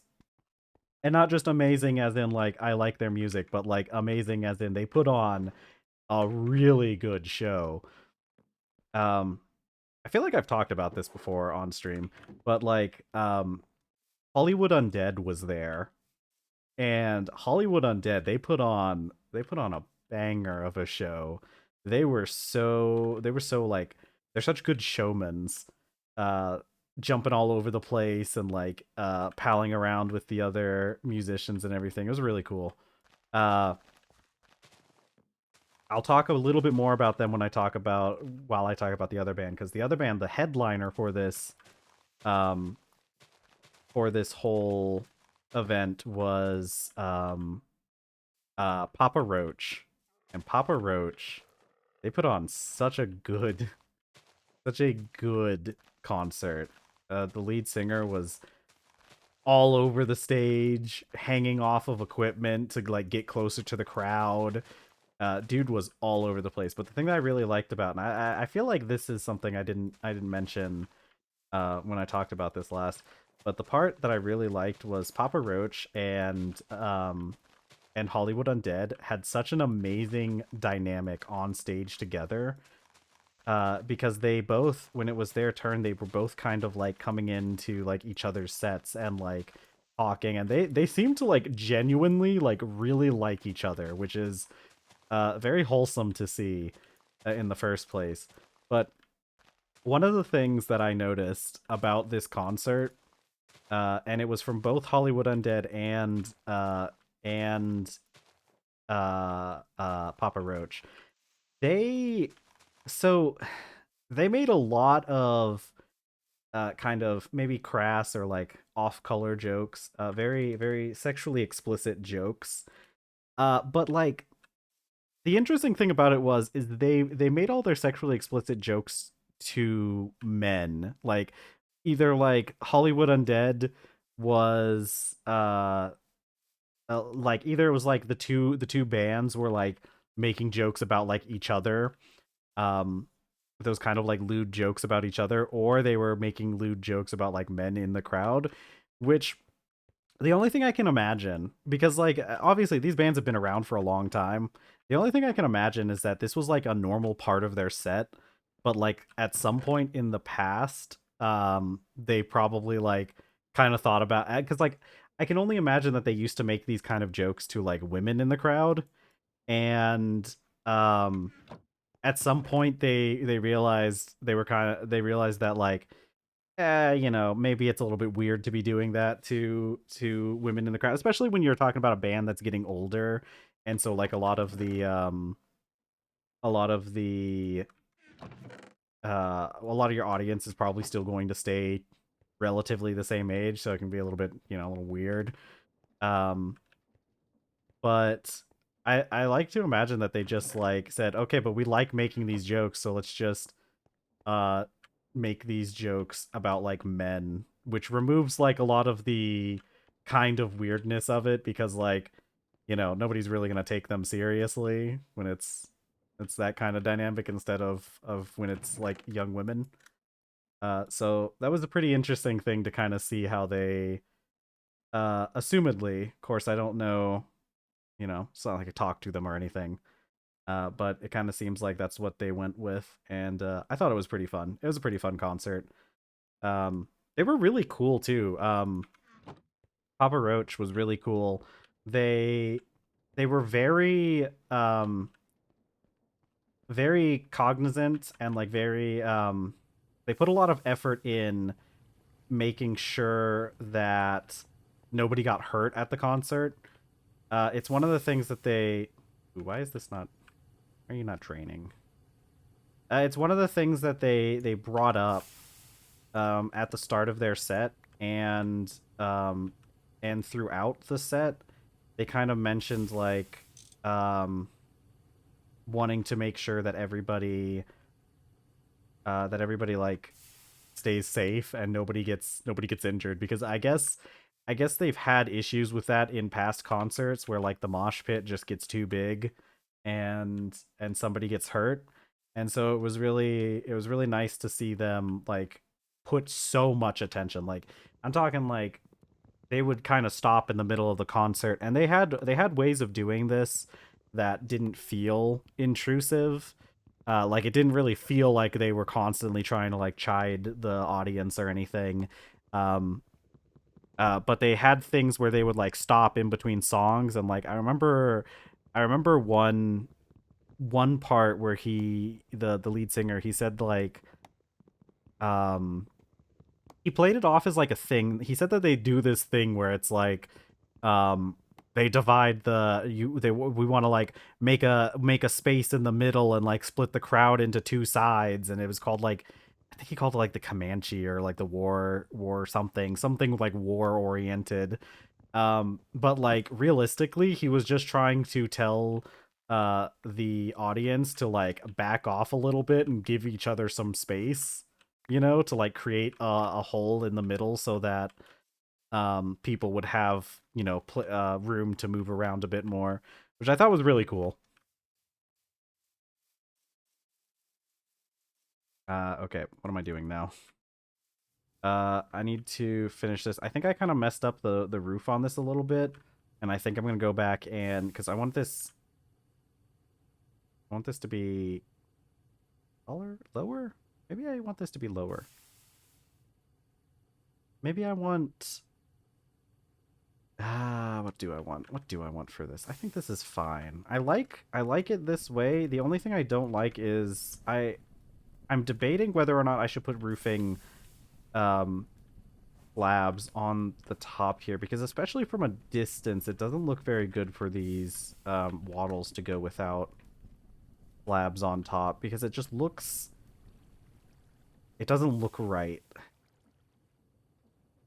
But I don't really want to raise the roof much more because I like having that half of the crate exposed, so I'm not sure. Okay, so we got more hydroponics running. Mm, a lot of these are things I kind of wanna wait on and try doing some other things.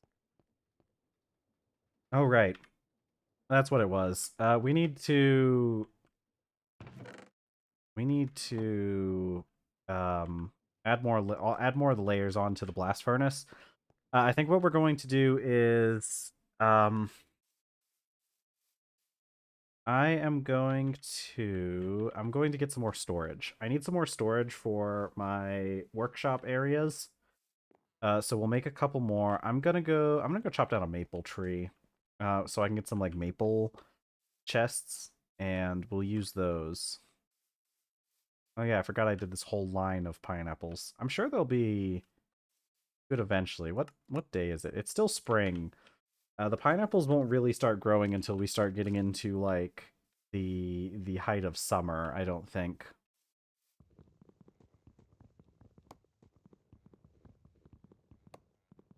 But anyways, what else can we talk about? So I just found out, and um, I haven't been keeping up because I've mentioned on here before that I'm not like I haven't been like keeping up a whole lot of stuff online.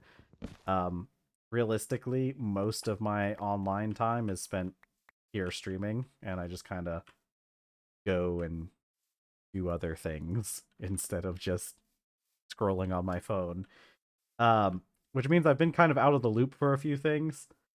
So I didn't realize that season 3 of Invincible like dropped like last week. The first 3 episodes, from what I read, have come out, and am looking forward to going and watching that probably after stream because I really like that show. And I'm thinking this season might end up being the last one. Just from a narrative perspective, I don't know where else they would go with it. But then again, I guess you could have said that at the end of any of the seasons because they actually do a really good job um, of wrapping up storylines instead of just having them go on indefinitely and not finishing stuff, which is you know pretty nice that they can do that. But that'll be fun. I'm hoping it'll be fun. I'm hoping it's good. All the other seasons have been good, so there should be no reason why season 3 is any different, right? Um, but that's a good series. It's one of my favorite. It's probably one of my favorite that I've been watching in a while. I'm sure people in the audience would probably be familiar with a lot of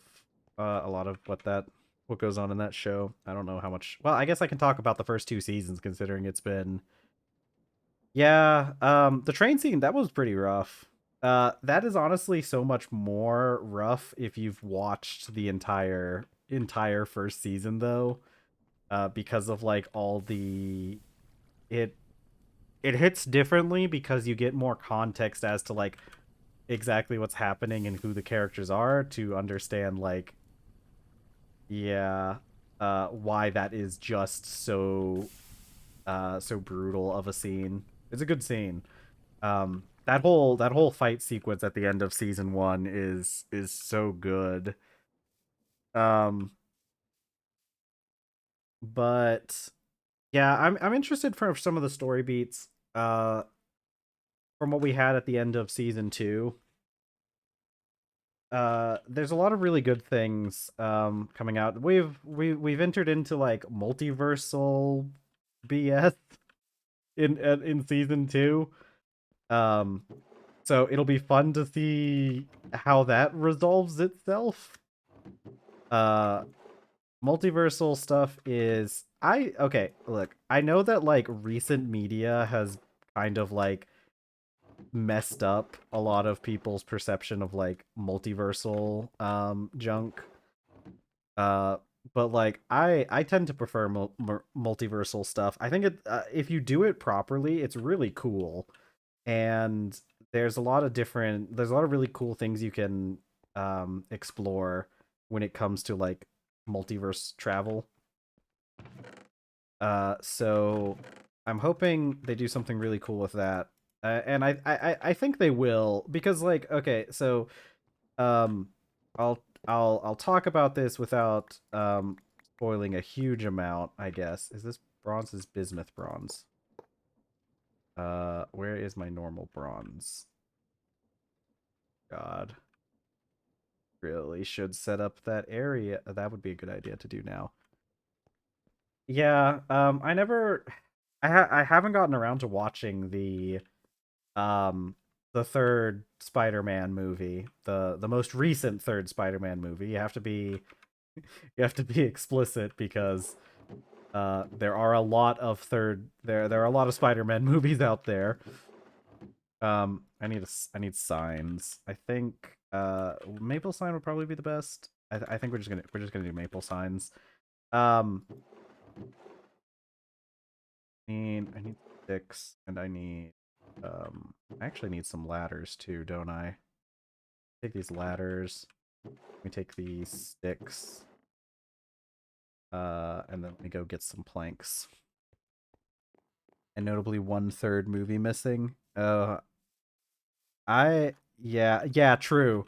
Yeah, I was gonna say like there's a lot of third Spider-Man movies, but then I remembered that we just didn't get a third of the Andrew Garfield movies, The Amazing Spider-Man. Now let me say here, okay, I I am a Andrew Garfield Spider-Man apologist. I think those were actually really good movies.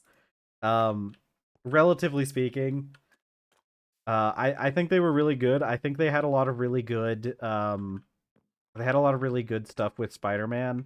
I think that especially one of the things is Andrew Garfield played a really good Spider-Man. I think his Peter Parker was a little weak.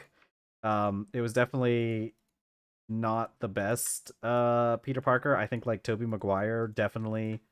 This isn't. I don't even think this is a controversial opinion. I'm pretty sure like most people that watch Spider-Man would agree with me. Um, Tobey Maguire played a really good Peter Parker. Andrew Garfield played a really good Spider-Man, and God, what's the new one, the small one, Tom Holland, played a really good. Just both of them. Uh, the Tom Holland Spider-Man movies are definitely extremely good. Uh, but let's see. I gotta get this. I gotta get all these things organized a bit more. But yeah, it's a shame that we didn't get a third Amazing Spider-Man movie, especially considering the way the second one ended. It's a notable like missing element, right? Like the fact that they didn't have a third one, right? Um, it all of these are all just Hopper derivatives. Yeah, I never got the chance to watch the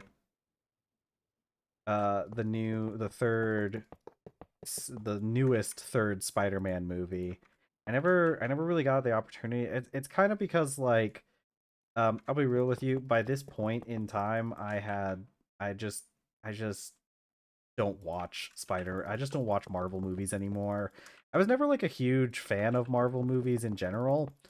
Um except for like the few ones that I really like that particular character, so that's why I watched that movie. I should have. Okay, it doesn't matter. It doesn't matter. Fine, it doesn't matter. Um,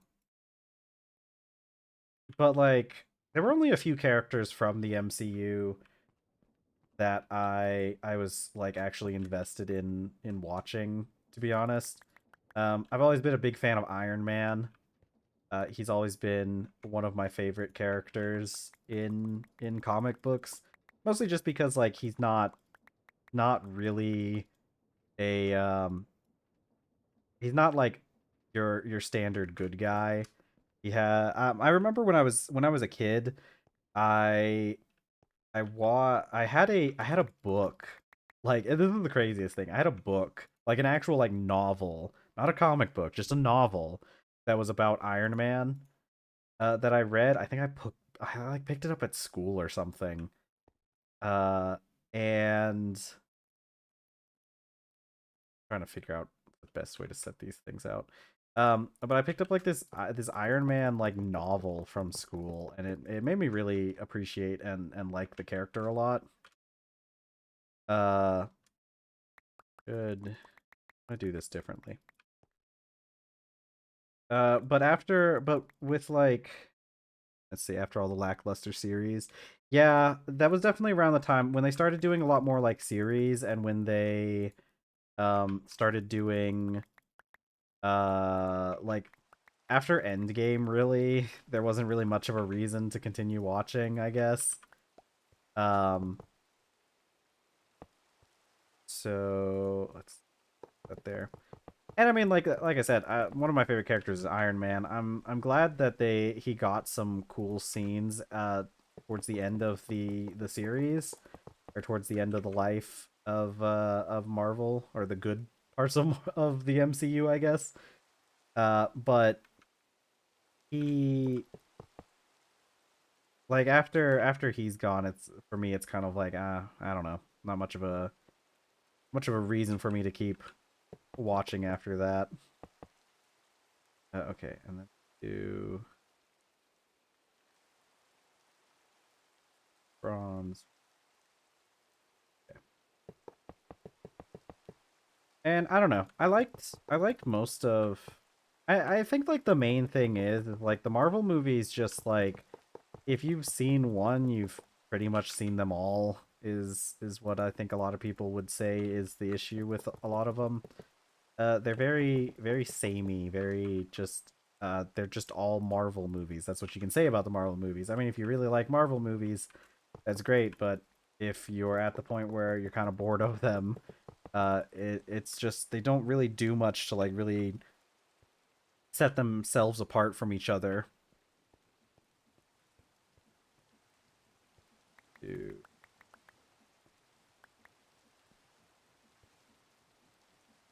Steel, nickel.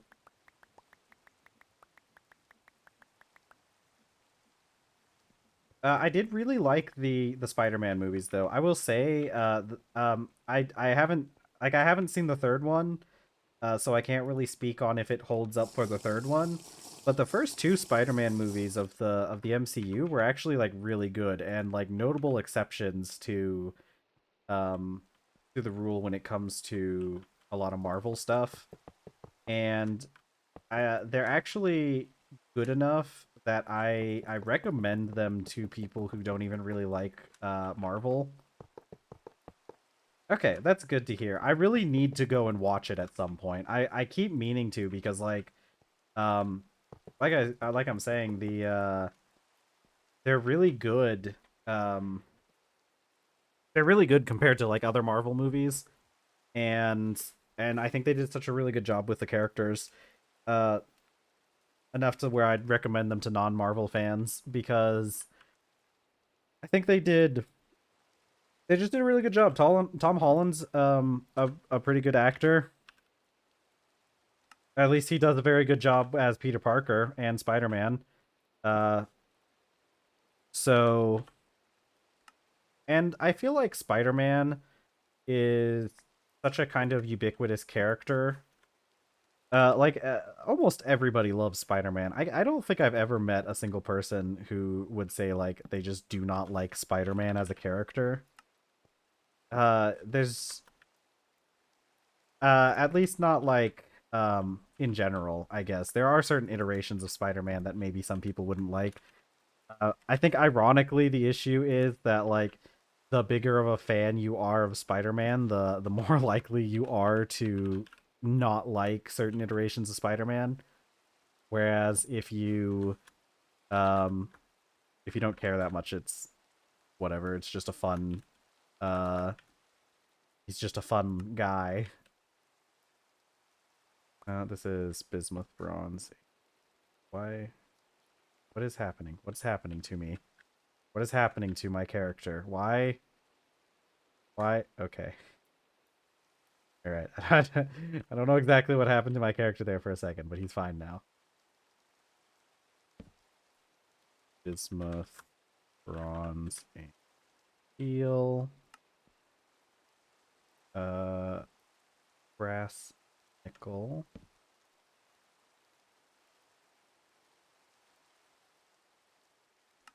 Yeah, finally. I can stop just fumbling around in the dark for the right metal. We've definitely gotten to the point where we need some organization. Uh was it okay, no. What was the other one here? Rose gold and tin alloy.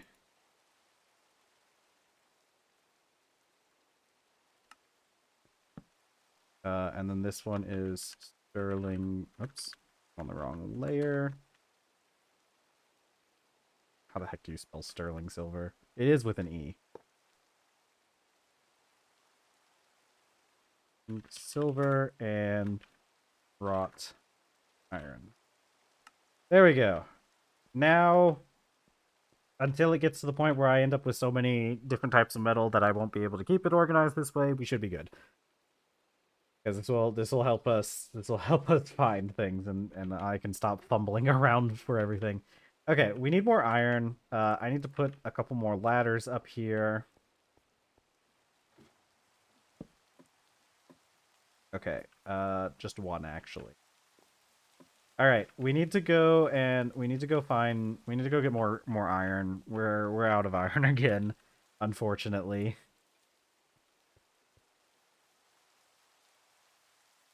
Okay. We should probably cook some food too because we're about to start needing it again.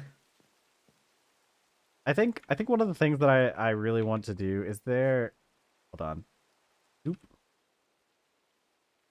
Okay, this is all made in soup pot. Soup pot. Soup pot. Pot. Stinky soup. Nutrition none. One of these days. Uh, and wait, no. How would it be? How would I do it? I need to. I really need to like automate some food production at some point. Uh, I just gotta figure out exactly what I can do for automated food production. I don't think it would actually be that hard. Uh, to get something going. I mean, these machines or the pots and pans and everything, and like the different apparatus for making food should be you should be able to do it using like deployers and stuff. Although I'm not sure exactly how it would work. With deployers, you'd probably need a pretty complicated setup if you were using like deployers to do this. But if we ever get to the point where we get turtles from Computer Craft, I'm gonna be making some turtles that know how to make food.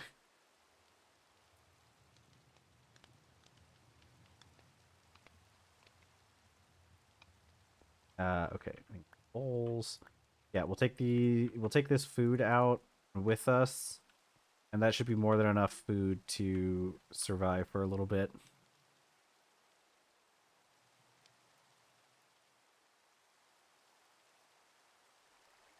Ugh. Okay.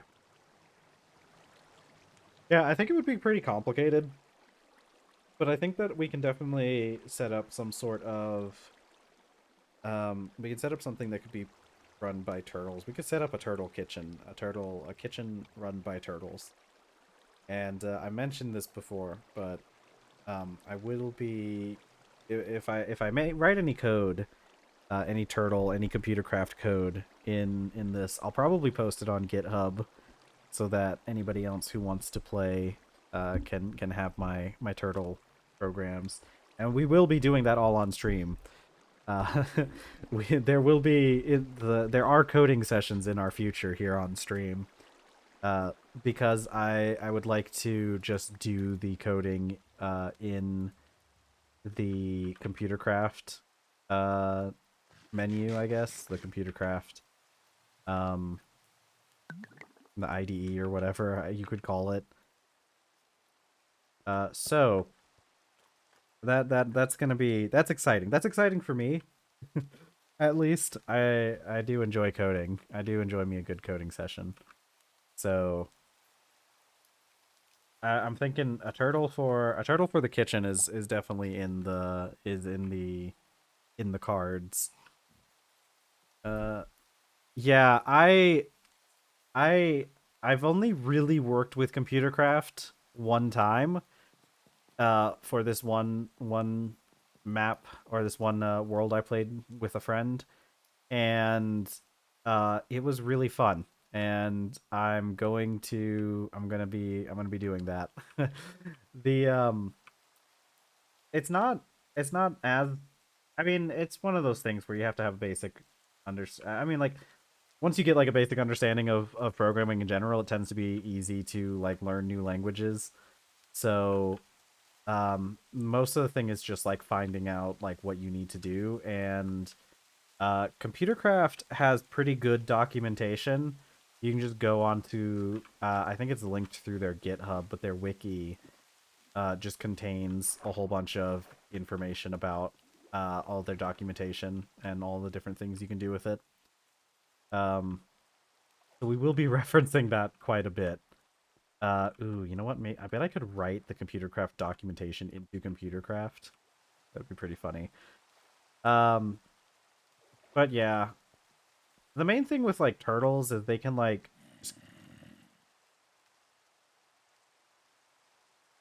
Hello. All right. There's zombies in the wall, but it doesn't sound like they can get to us. Um, the main thing with like the turtles is the turtles can kind of just do whatever the player can do, kind of. Um, hello there, men. Are there anyone in here? Any men in here? No men. Okay. Let me get this place lit up first so I don't get anybody sneaking up on me. Uh, go. Go. Okay. C sharp Python Lua, but there's so many possibilities. Yeah, that's true. There definitely is like a lot that you can do with them. I try to find things that you can do that are like because like the real purpose or the real main use case for the computer craft turtles and things is that you can use them in situations where like other mods might not necessarily have a whole lot. Or like very complicated tasks tend to be better handled by turtles than anything else. Just because the turtles can they can handle a lot of instructions, right? Um, there's really not a huge amount of limit um to what the turtles can do. So like any sort of situation where you need why is there hello? I have put you in the wrong spot, haven't I? So like just anywhere where you could I'm really worried about skeletons sneaking up on me. Um any of those situations where you need like more complex operations to be done is a good candidate for using a turtle. I've used them a couple different ways in that one mod pack I was playing. So it was that steampunk mod pack I mention every so often. And the main thing I had the turtles do in that pack was I had them do mining a lot. Because like that mod pack had it had stuff for like it had create was like the big main mod in that pack, I guess, for doing a lot of things. And it didn't really have a whole lot of good options for like finding materials because they were like you would need diamonds, of course. Like diamonds I think were like one of the big ones and the reasons why I made the turtles this way in the first place because like it was kind of hard to like you still had to go find diamonds by hand. I mean, you could make like create machines and like eventually you could unlock um like things that could automatically create resources, but those were pretty far into the pack. So I don't think we ever even got to that point. But I had some turtles that I just kind of I had a program for a turtle that would dig out a like a branch mine. Like it would just go through an entire chunk and um it would dig it would just dig tunnels and it would dig them so that you would have like the 2 block wide. So like basically it would dig a line and then would move over 3 blocks and then dig another line so that you'd have like the kind of the maximum like uh opportunity to see like where ores were. And it basically just kind of did that grunt work. And that was a pretty fun one. Um let's see. I had there's also in create and it doesn't really exist in this mod pack. I'm pretty sure they've removed it. But create has those blocks that drop. So or they have extra blocks, stuff like Viridium and Crimsonite and stuff like that. And I don't remember if this is like a thing outside of the mod pack. I'm pretty sure it is. But basically you can grind those up and there's a somewhat complicated process you can put this stuff through, but it'll generate resources for you. And like so like Crimsonite would be like um a really good way to get iron.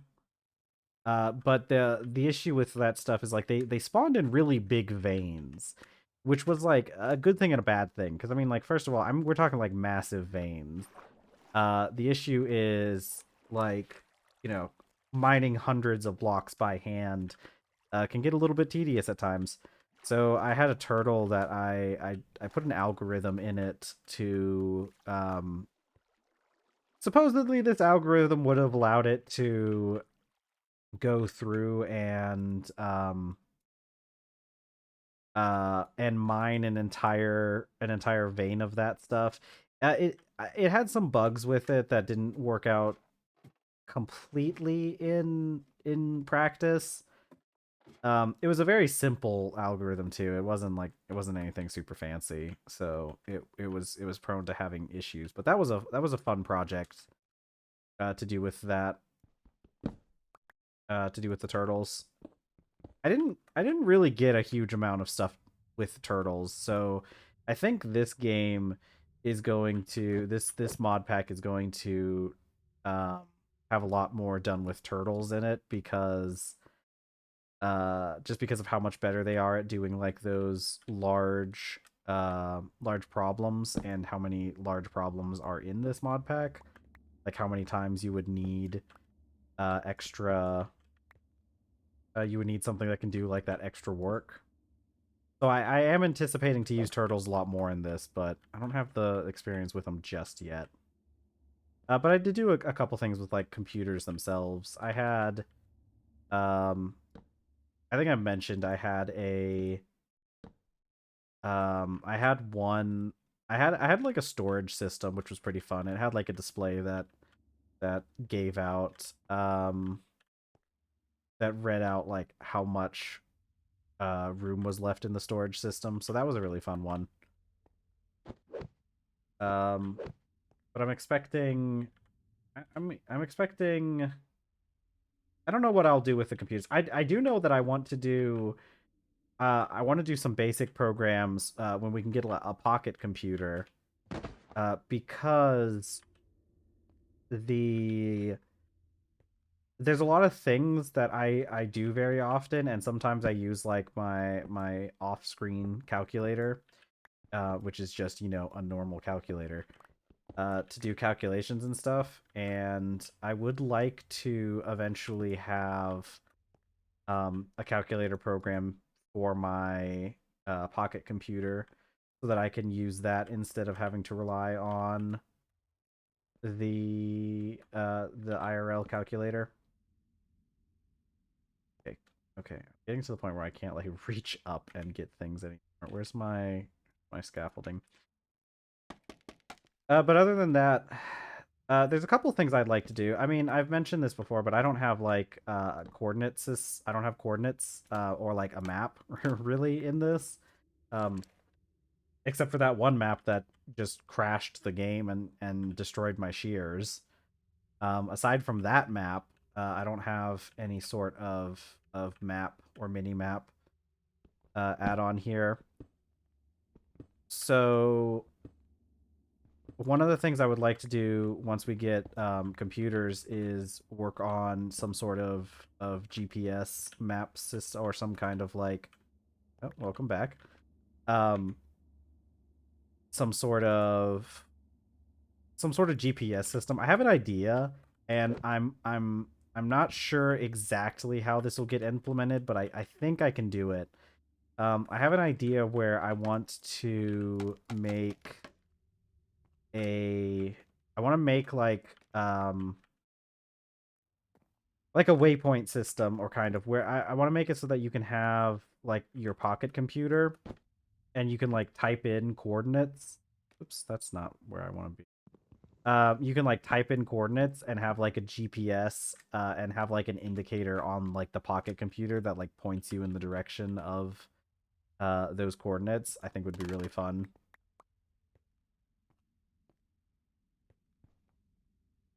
And then I have really this iron mine has gotten a little sketchy.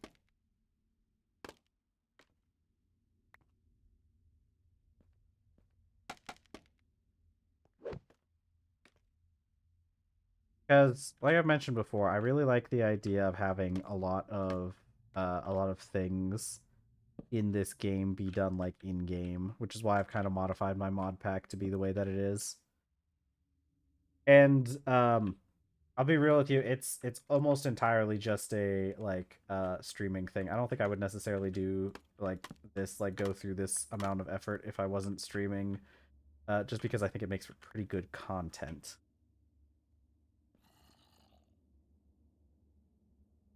Uh let's tear down this wall. Uh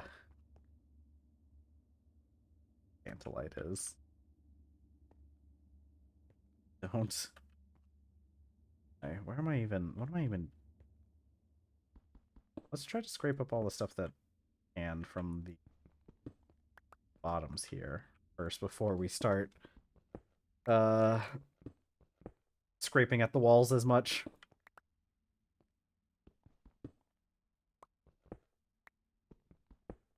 But yeah, I'd also really like to work with the create train stuff. I've never really done any of the train things that create has added in. And I'd really like to get some experience with that because I've seen other people do it and it looks really fun, and it looks like there's a lot of stuff you can do with it.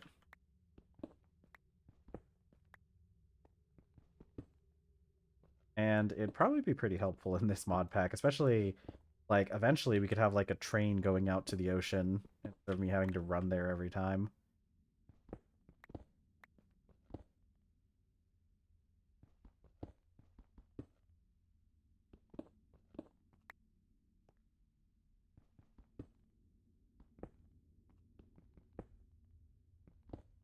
Yeah, I'm definitely doing a lot of stuff in this playthrough that I don't have a huge amount of experience with, which is fun. I like getting to learn how some of these systems, especially of like certain mods, work. I mean, this is the first real time I've ever played with Greg Tech in general, and I've been having a lot of fun with it. Let's see, full railroad system. Yeah, yeah. My dream is to eventually have the island connected using a rail system uh, that can go across the whole island because we have a really nice island here, I think, and I'd like to utilize our advantage of the fact that we're on a really cool island. And this is the iron mine that just keeps on giving, isn't it? It's just I have to put in the work to get all of this metal out of it. I can't wait until we get to the point where we can process the vanadium ore too, because we kind of can't do anything with this vanadium magnetite ore until we get I think until we get a centrifuge. Because we can make it into, yeah, we can make it here. Even the vanadium magnetite dust. It'll be great once we can get a centrifuge, which isn't really all that difficult of a machine to get. Uh, since we're about to enter into the low voltage age anyways.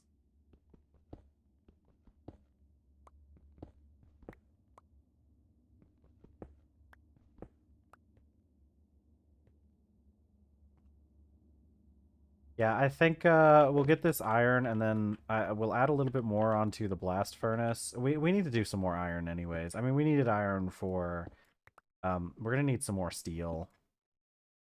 Uh, but I think we will take this iron.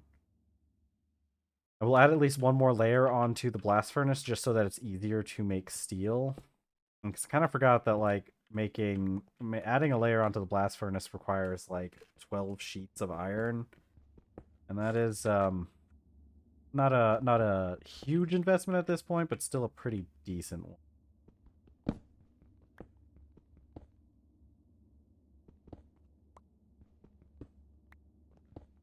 Yeah, and then we Need to work on. Yeah, I think we're at the point where we need to just uh get into the low voltage age. I think we've spent enough time waiting. I think it's about time to push into low voltage. We'll unlock a lot of really nice machines that'll make a lot of our stuff easier. Okay, that's a full stack of magnetite, so hopefully that'll last us for a bit. I just gotta figure out how the heck I get out of my mines.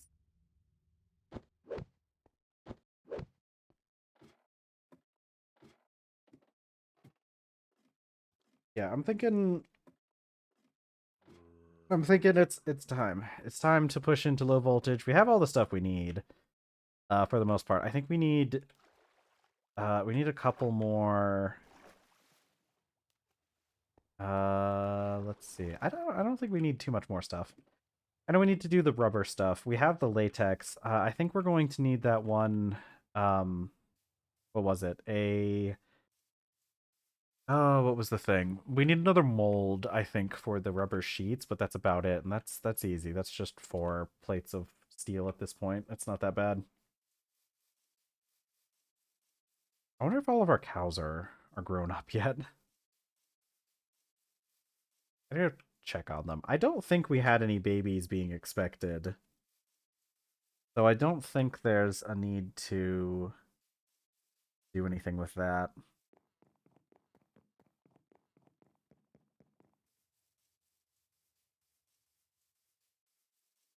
Yeah, let's check on these guys just a little bit just to see how they're doing.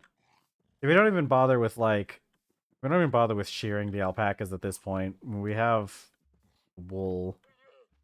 Okay, so there's a bull fully grown. Yeah, it looks like there's 2 little baby calves over there. I like how they follow the adult cows. Yeah, they're fully familiar. See, okay, yeah, these guys take a long time to grow up. But our bull and our female cow. Look at these little guys. There. Okay. All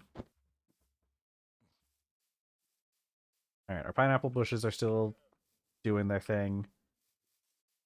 Uh, these guys are still growing. Everything's going good. Ooh, I think there's more pineapples in the greenhouse, actually. Yes, yes, there are. There are 2 more pineapples in here.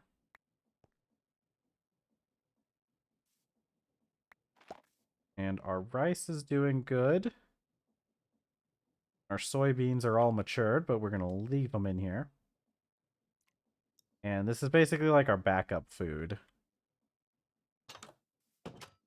So like if the stuff in the field ever dies, we'll have some backup food to wait for it to regrow. And the rice. The rice is actually like we actually need that though. So I can make more soup.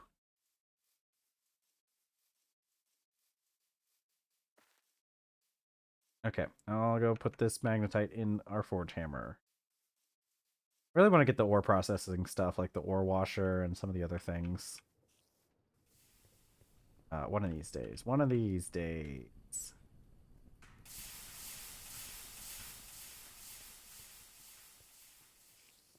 Should be doing pretty good. There's spiders in the basement. Ignore them. Can I put this stuff in the forge hammer? Does it? Oh, the macerator. Or the forge hammer. But actually the macerator is a lot faster when it comes to making flux. That's cool.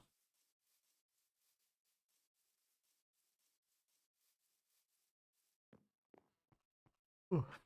Okay. Let's just put these rocks up. I've just been kind of storing spare rocks back here because they kind of take up the most space out of like anything else.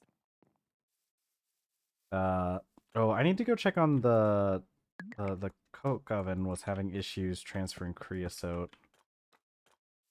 HV mass ore processing. Yeah, that would be very nice. It sounds very nice to have. Okay, our coke oven's doing good. We're so back. It's still making creosote. And we have this barrel down here. Yeah, I do want to get the miners one of these days. They seem a lot better than just going down and digging it up by hand. It seems a lot easier.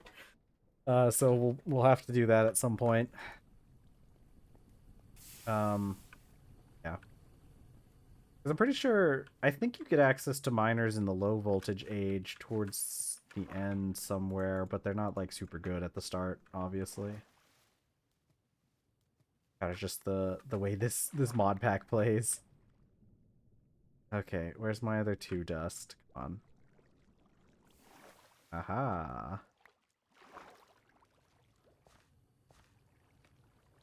Could always make create stuff, mine things too.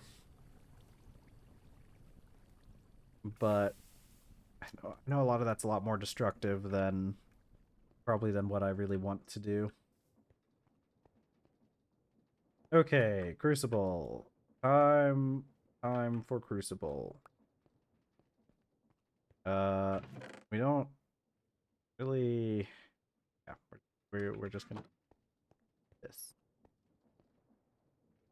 Maybe we should melt that black steel anvil while we're at it. Oh, let me get the, actually, you know what? We have enough resources now. I can make another bellows.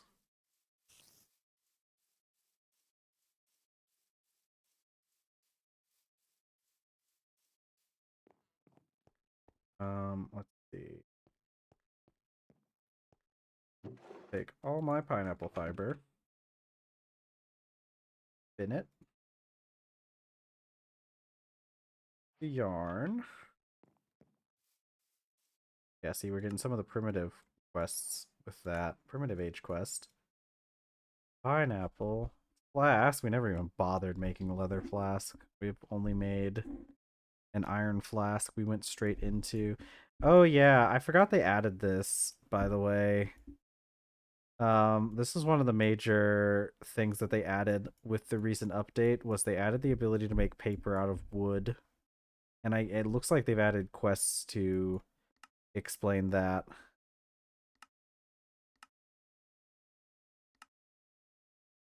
Yay. Okay, anyways. Yarn.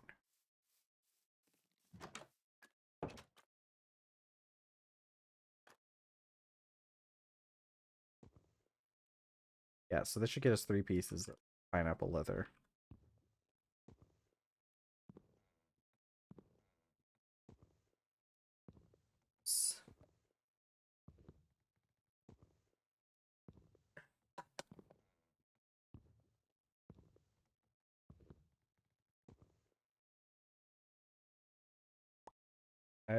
I drink a lot of juice.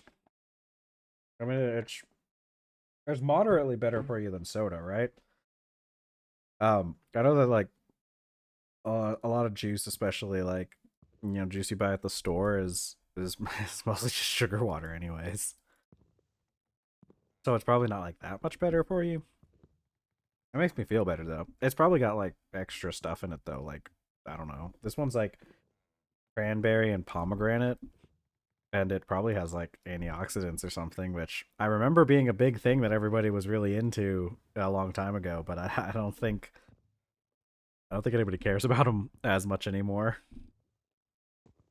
I know there was like the whole thing was like free radicals and stuff. That was like you gotta not have free radicals in your blood or something. The free radicals are what's causing you all these problems. Nothing else, just the free radicals. But yeah, whatever. It's juice. It tastes good. I like how you can like, you know, juice can be kind of expensive. You know, like a lot of juice. But you can get cheaper. You can save money on juice by like buying the blends. Let's see. Really? Uh, that's pretty cool. That would probably be a nice thing to have. Oh, yeah, that does make sense. We have nectar here as well. But it's from like other countries. Like I know there's a really famous brand of nectar that comes from Mexico. I didn't realize that's what that meant though. I didn't realize that was kind of just Although, like, I'll be real with you, the nectar that you can get in the stores here is it has a lot more pulp than like juice. I'm not even 100% sure. Is this even yeah. It's a cranberry pomegranate flavored juice drink. With another juice from concentrate and other natural flavor. Let's see. Ooh, for best quality and freshness, used within 2 weeks of opening. I definitely don't follow that one. Let's see. It contains 11% juice. So yeah, I mean that's on the higher end for juices in America at least.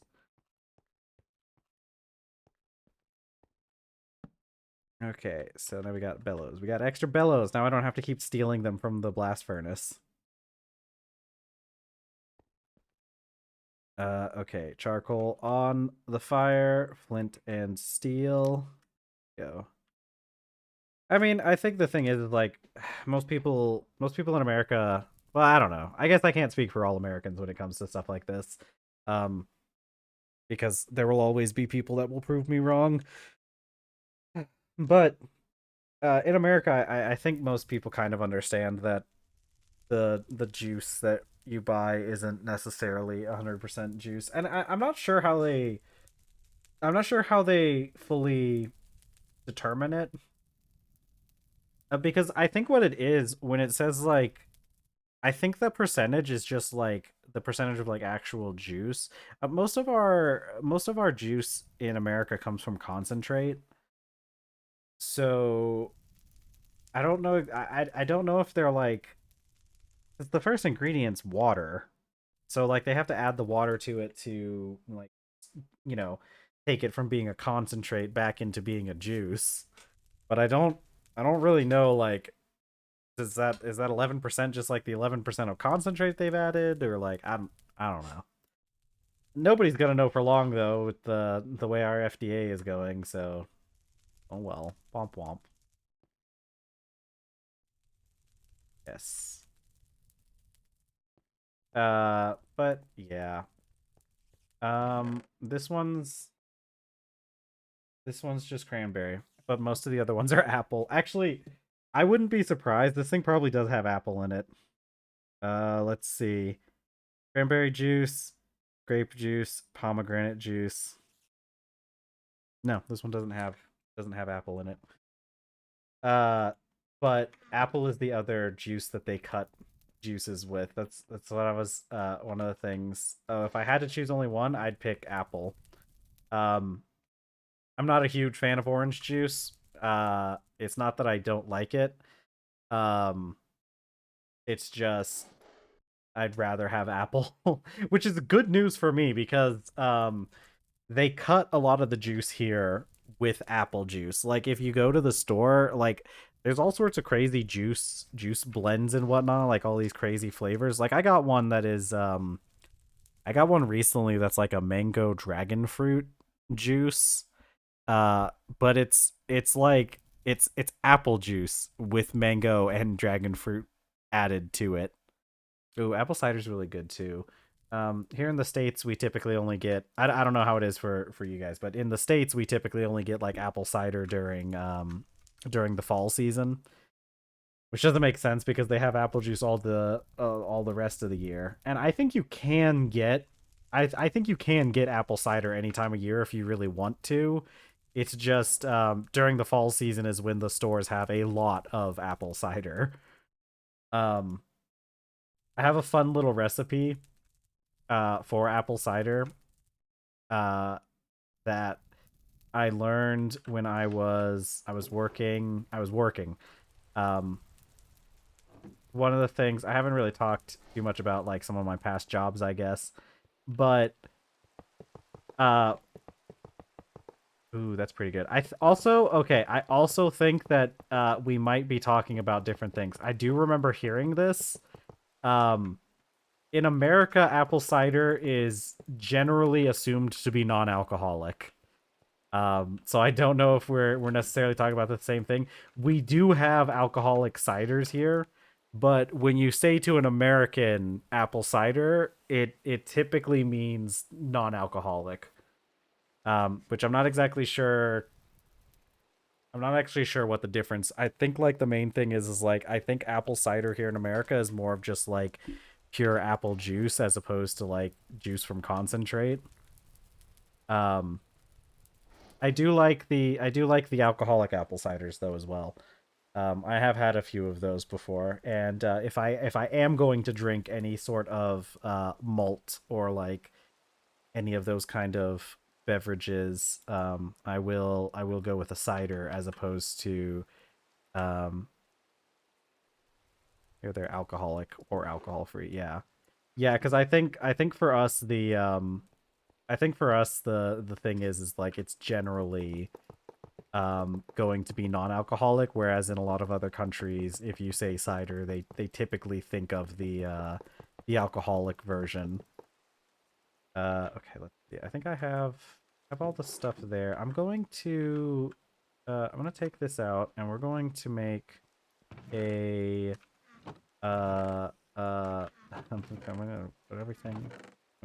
I'm gonna do the black bronze or black steel anvil. Let's get that put in there, and we can just kind of leave this going for a bit until it heats up. That way I can get all that. I can reclaim all that black steel. Hold on. Let me get this. Let me get this started first. And I need charcoal.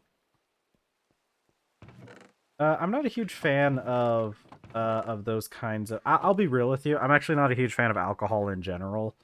Um, it's not my preferred poison. Uh,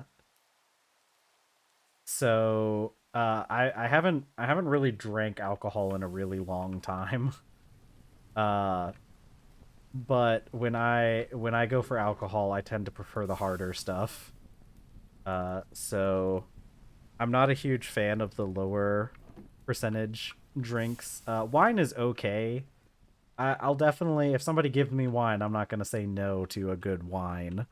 But I'm not a huge fan of beers, or any of the other malt beverages, as much. So I'm not a very good person to talk to about about those kind of things. And who knows?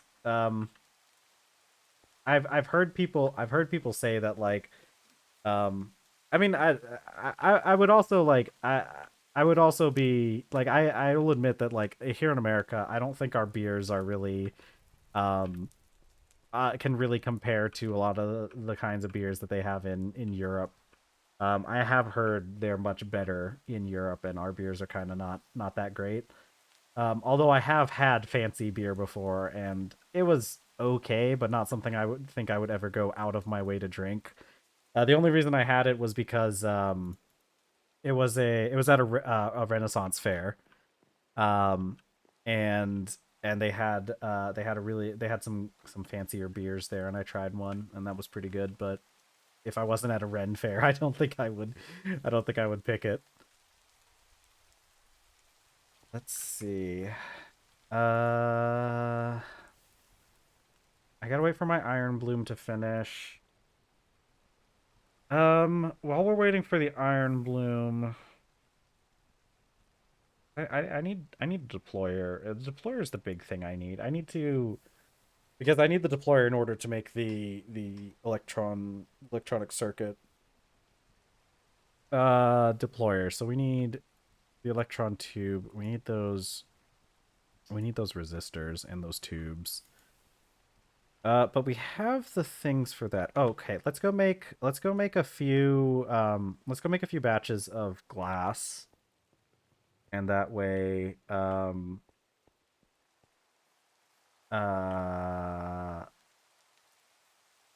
yeah. And then we can do something. I'm not sure. We'll do something. Didn't I swear I had some silica batch that I saw that I put in a barrel in here for some reason.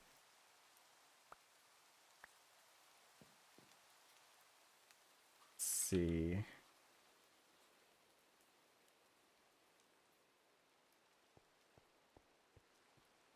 But yeah, I don't know. Typical American experience, I think. I drink a lot of alcohol in college, and I kind of lost interest in doing it after that. Um, so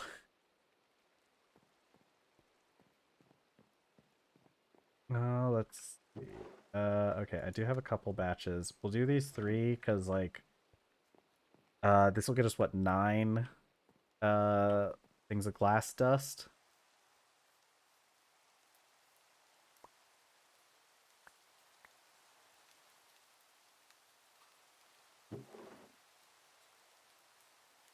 Okay, peat moss, peat.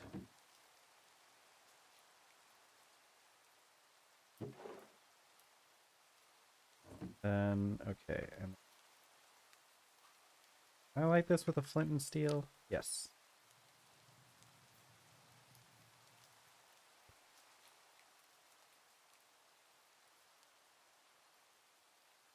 We're probably not going to need nearly as much peat as I put on this thing, but that's fine. For some reason, we can just reach into the fire pit and grab the logs off. Don't have to, don't have to question it too much. It's Minecraft.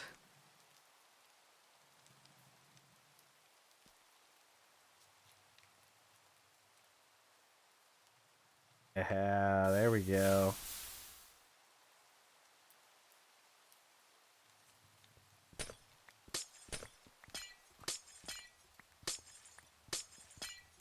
Oh yeah, that's some good stuff right there.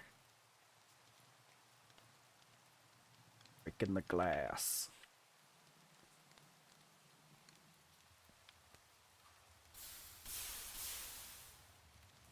I'm just gonna take this peat moss off. I don't think we need any more of it.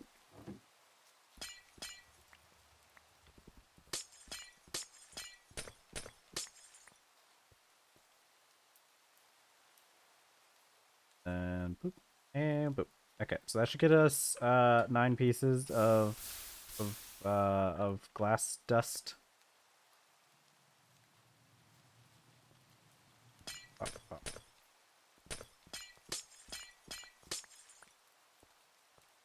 oh. Yeah, and we just take these to what, the macerator? Yeah. Okay, cool. Macerating time, grinding up some glass, turning it into tubes. Enjoying this more than doing it the by hand way.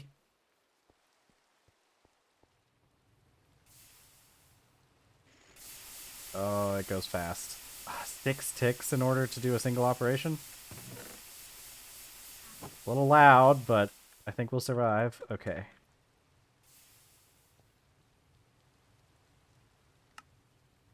And there we go. 9 pieces of glass dust, which will be used. What quest did I complete? Was that in? Heck, what? The quest. Oh, it's right here. Glass dust. Yeah. Okay, yeah, I guess this explains. Casting brass blocks is used. Whatever. Oh, can you use the forge hammer for this too? That's fine. Um, I guess let's just take these 9 pieces of glass and just turn them into tubes because we're gonna need them anyways. We're gonna need a lot of tubes, I'm pretty sure, as this goes on. Okay, we need the resistors. Heck, these things are really annoying to make. Okay, copper foil with some nips. Okay. Copper plate. I think we have copper plates. I think I'll just take, I think I have 3 copper plates just lying around for some reason. 2 copper plates. So we'll take these and I'll just pound these all out. Tire cutters. And there we go. So we have 4 of those. Make us 2 rounds of this stuff.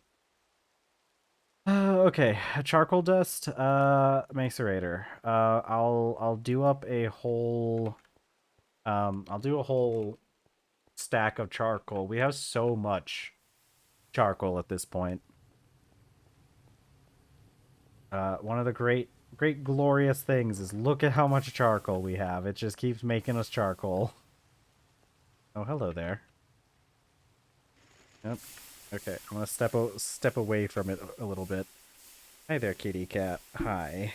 Ooh, stretch. Big stretch. All right. I need to go make paper. Hi. The paper making process. I got all that papyrus that I never bothered processing all the way from like the first year. Papyrus. Yeah, see, look at all these. I have so many papyrus. I think it's, yeah, 200 per, so we'll do another round of 50. I know. You want attention. Let me get to the point where I can start doing the papyrus weaving, because that takes a lot of just standing there. Yeah. I know. Here. Hand? Oh yes, rub face on hand. That's her favorite pastime, is rubbing face on hand. She does like one of the things I do with my cats. Because you know how, like, you know, you have a cat and they really enjoy, okay. They really enjoy sniffing. They like to sniff your hand. Because even though you've lived with me for over a decade now, you still have to make sure it's me, right? Or maybe I've got something interesting on my hand. Um, but one of the things I found having cats is they they really don't like it when you flip the script on them. Because sometimes I'll just go to my cat and start sniffing them. And they're not huge fans of that.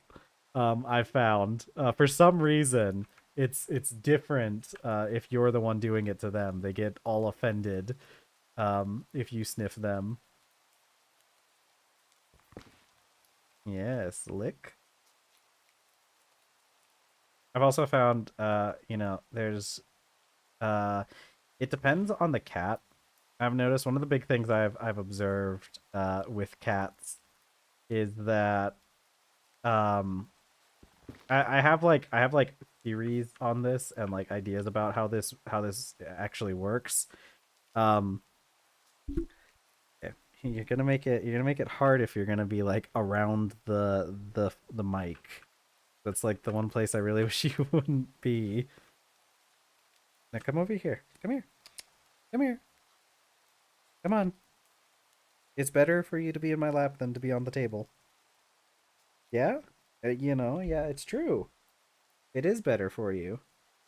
Um,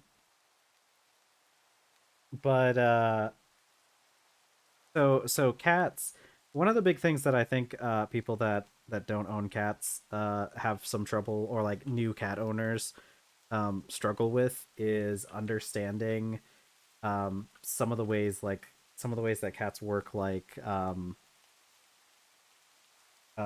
of the, like, with body language and stuff, obviously, but like, so I've observed that all cats, and this can be said about like people too, obviously. I think this is like something that is gaining more traction among people, is like acknowledging this aspect of people. um but like, cats especially have they get overstimulated very easily. They get, oh well, your average cat is going to be more sensitive to stimulation than your average person, I guess, is the best way to say it. um Now, there, of course, they're still little individuals, and they all have um their own little personalities. So you will run into cats that are just immune to getting overstimulated the way other cats are. Um, if anything, there are some cats out there that deal with severe understimulation. Um, But I've noticed a good general rule, a good way to tell how sensitive a cat is to stimulation is to scratch their butt right at the base of their tail. And it's a really good way of telling um, how sensitive your cat is. And they have this thing, and I'm sure scientists out there have studied this, but I call it I've called it the mlem response because most cats, if you scratch right at the base of their tail, um it's something to do with when they get overstimulated. Like, this is a thing, like I've read this before. When cats get overstimulated, they have a tendency to start like cleaning themselves. It's an overstimulation response. It's like, I don't know what to do with all this energy, so I start cleaning myself. Because it's basically like, either I'm going to fight something, or I have to lick something. So I call it the mlem response because if you scratch the base of their tail, and put your hand in front of them, they'll start licking it. And they're a little baby. Are you gonna sit on the table now, away from the keyboard? Well, that's a good place for you. I like it when you're not on the keyboard. Spooky looking cat. What a spooky individual that I have living with me. I need. This one is like, this one is what I would call like medium stimulation, or maybe like medium high stimulation, or medium low. I guess it depends on exactly which way the scale goes. Um but she's relatively okay. But when she gets overstimulated, she attacks like pretty bad. Like, she's very vicious, uh and whatnot. She's also very scary just to be around. If you look at her the wrong way, she might attack you. But just like with everything else, they okay. I need my charcoal dust. Um, just like everything else with cats, they uh oh, yay, resistors. There's like things you can learn about them to, like, you know, figure out things better. Why did I not get the achievement for that? What is the Why did I not get the quest for this? Why have I not gotten the quest for sticky resin? Why have I not Why have I not gotten the quest for sticky resin? What am I missing? It doesn't have a dependency. Go to linked quest. But I bet in here it has dependencies. What the heck is going? Sulfur? Hot? That's why. I've never had a latex wooden bucket in my hands. We can solve that real quick. There we go. There's our quests. I'll just put this in a barrel somewhere.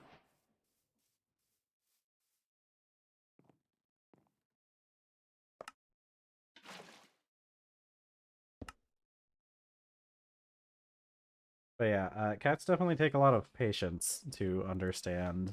I always have people describe me as being a very patient person, which, now that I'm thinking about it, considering what I'm doing right now, I would have to agree with them. I don't think. I think you do have to have a pretty good level of patience to play this game.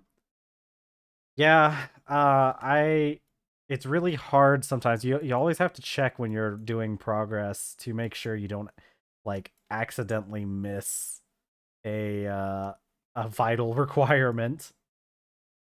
Oh, that's right. I need an extractor. I need one of these steam extractors. To make rubber, don't I?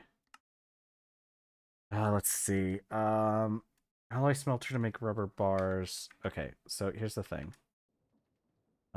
Let's remove these. We don't need this anymore. We are gonna need those because we need those for the electron tube, right? Yeah. Yeah. Okay, we got the glass tubes. Let's just keep going. We don't need the circuit yet. We don't need the circuit. We need the deployer first. So let's get our redstone alloy wire, which we need 2 of in order to make. But luckily, we got some redstone alloy over here. Red alloy.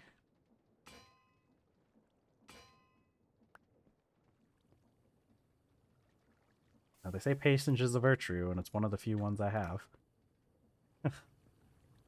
Okay. I need a resin board, which is made out of these. Don't I have a wooden plank? Don't I have wooden plank somewhere?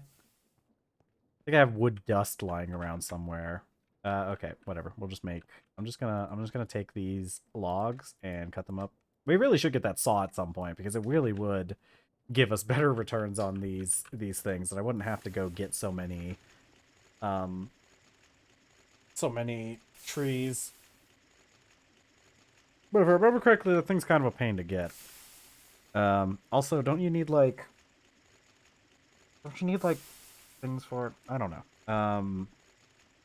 A saw.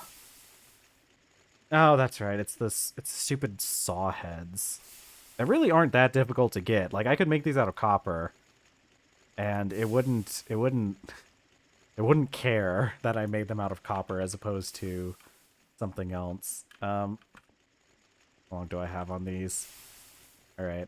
Let's go get some copper. How many saw blades do I need? 3 of them. That's okay. Look at all this copper. But do I want to go gambling? I don't know if I want to go gambling right now.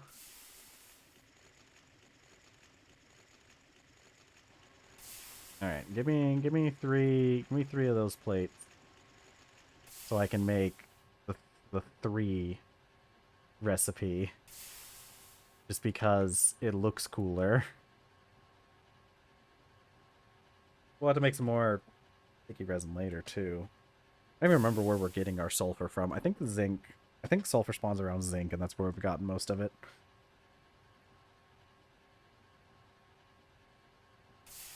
Okay. Okay. Wooden plank. That completed a quest somewhere. Yes, it was part of this. Resin circuit board. Bam. What is a resin printed?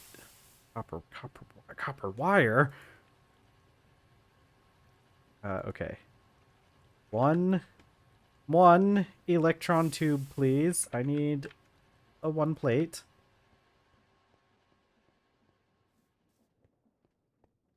Okay, speaking of iron, this should be cooled down now.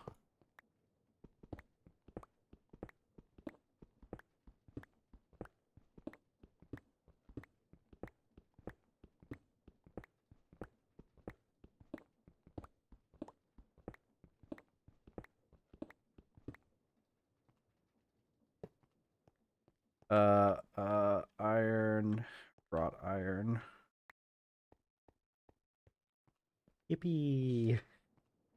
Okay, we're these stupid electron tubes are such a pain to make. Are these stupid? Yeah, these tubes are such a pain to make. I hate them. All right, yippee! Electron tube. Okay, we need the deployer. We got all that. We got all that. We got that. We just need the brass hand. Which I need a nugget mold in order to get. Okay. I also need. Yeah, we need to go grab our steel. How much steel do I have? Let's see. Steel time. I never even put up.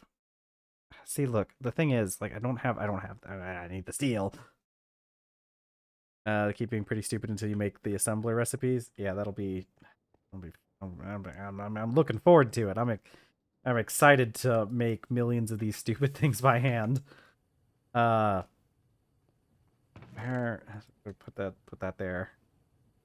Put you in the forge hammer. That's what we need to do. I gotta get the forge hammer going because those things will take forever. It's like that's like an hour-long process getting those stupid things turned into iron. Okay, I need three. I need brass. I need a brass. 2, 3, and then we need another one. I'm gonna take 4 steel ingots, and we're gonna pray. We're gonna pray that we get lucky and don't have to do more. I forgot about this. I put that anvil in there. I just let it go out. It's still hot.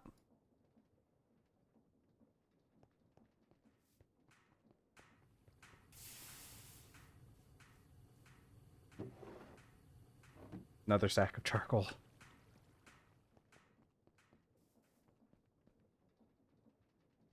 Okay.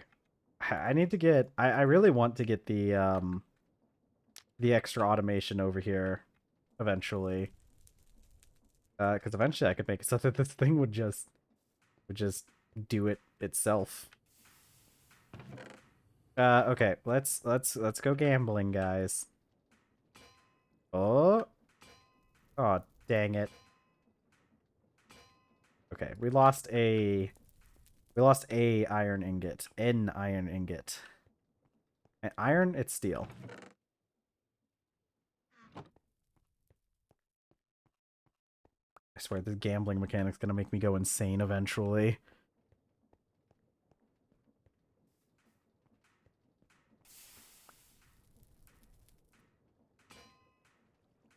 I cry.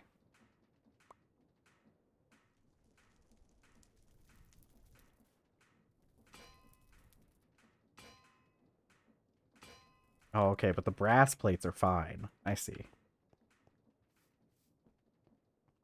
I'm gonna get another layer on the for thingy blast furnace. And then we'll do another round of steel.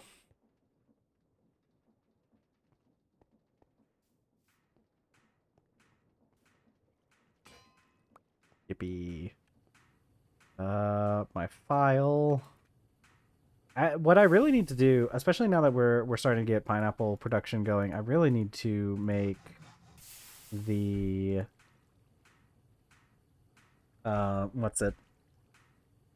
I need to make upgrades for my tool belt. So that I can just carry all my tools on my tool belt instead of in my backpack. Okay. We need the nugget mold.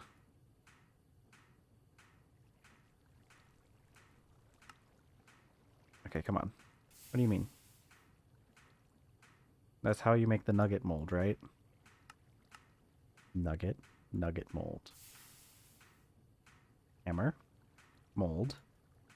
Hammer, mold. Hammer, mold. Why would you do me? What is that? Name. Interesting.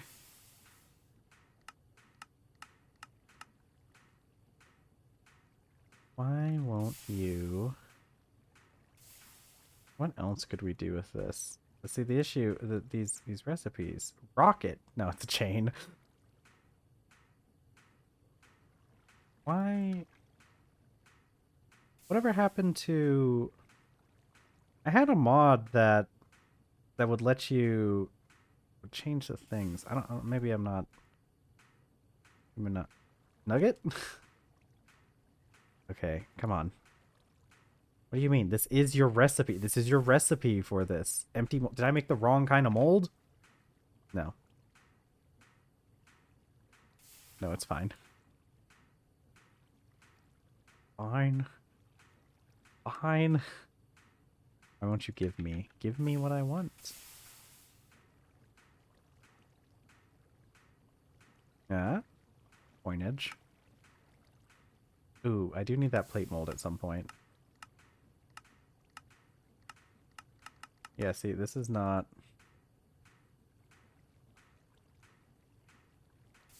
Lamp? Nugget.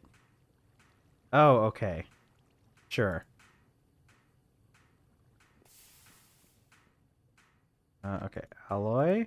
And then, there we go. And now I get my nuggets. Yippee.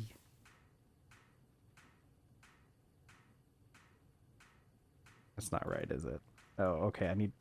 Man. Okay, I remember this recipe because this is the one that needs 2 hammers for some reason. Okay.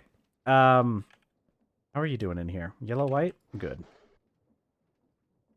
I think I'll make a red steel hammer is what I'll do. Yeah, yeah.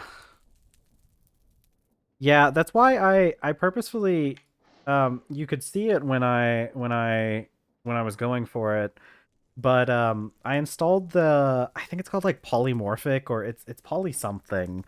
There's a mod that you can install that makes it so that you if 2 recipes conflict, you can press the button um to cycle through or to pick which one you want, and I installed that mod specifically for that reason. I think we'll make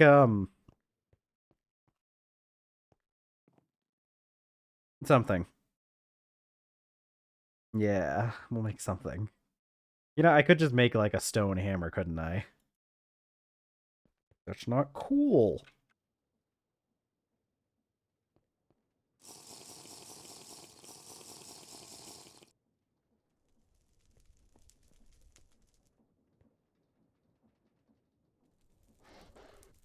Okay.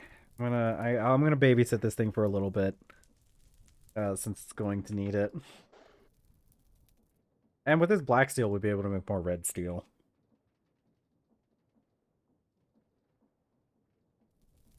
And I think I'll make a little bit of red steel, and then I will maybe make a red steel hammer. And then maybe I'll just keep this steel hammer on backup and have the red steel hammer be the main one I use because it has so much durability.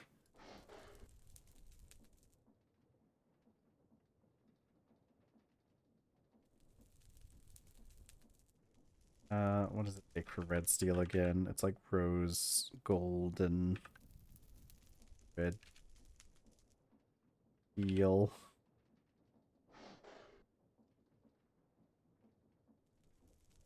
Liquid high carbon red. No. It does take black steel, steel, brass. Yay! We have all our black steel though. Okay. Okay. Okay. Black steel. I don't think we have the steel. We don't have the steel on hand. We need more steel. Yeah, we don't have the black steel. We don't have the steel on hand. I need need to go gambling with the iron we have. Oh wait, bucket, barrel.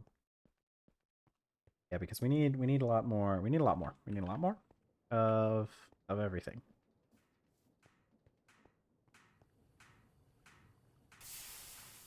Yeah. Come on, come on. Give me plates. 2 plates. 3 plates. Oh my god, 4 plates. We're already over 50%. Holy. Where was this when I was doing the steel? Okay, never mind.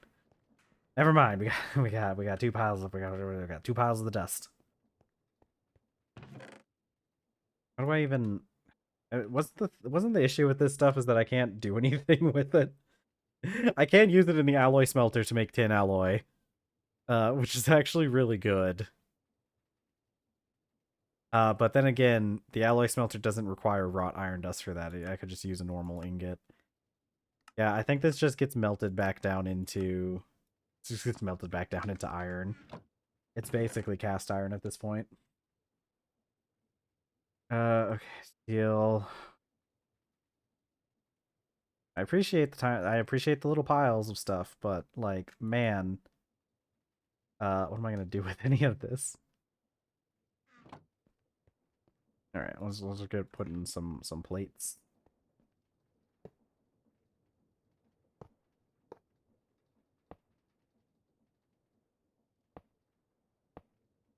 Ah, yes.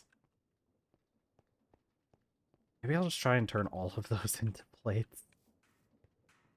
How long are you gonna take for this? I can take. I take. Okay, it got through half of them, and then we'll start. How many more iron plates do I need? How many? How many? 1, 2, 3. I had 6. I need 6 more, don't I? Yeah, 1, 2, 3, 4, 5, 6. What do I have? Okay, I don't have any food. Make some more food. Yeah, let's go make a round of food while that keeps pounding out those ingots. Okay, who wants more tofu? Tofu soup. It is yet again today. Tofu soup. I swear it is going to be. I promise it's going to be like the first project I work on is getting a turtle that can cook. Because I know I know Create has some recipes with like the mixer. That's not what I wanted. I know like Create has some recipes using the mixer, but I mean, you can do like any kind of like shapeless crafting. Actually, yeah, okay, yeah, it's shapeless crafting you can do. It can make pizza dough. It can make chocolate chip cookie dough. Chocolate and pumpkin pie dough. Oh, is that a real thing that we can... I don't have eggs. Vanilla ice cream, heat starter, pie dough, cookie dough.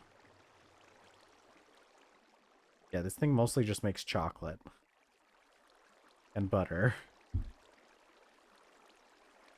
Ooh. Do you make hardtack in this? I didn't realize Firmalife added in hardtack. That's kind of cool. It's just any kind of flour, salt, and water. And you get a lot. And it lasts for 1,000 days. How much? Okay, it doesn't give that much. It's still pretty good, though. It's still pretty good. Okay, maybe we'll look into making a bunch of hardtack at some point. Store, I don't know. Maybe we should. Maybe we should look into making some sort of insanely shelf-stable. I have so much flour left over.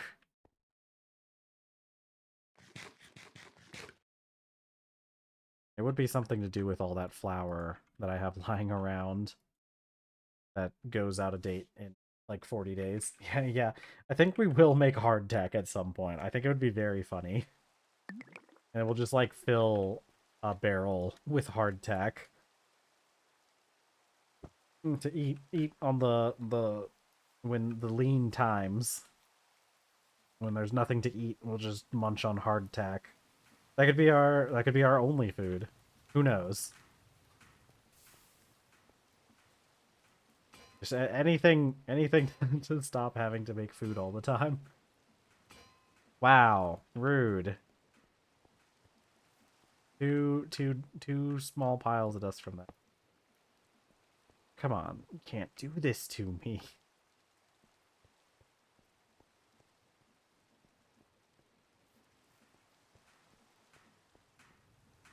Give me another ingot. Give me another one. I want to go again. I want to roll the dice again.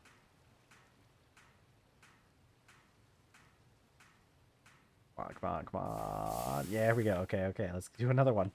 Come on, give me a plate. Yes.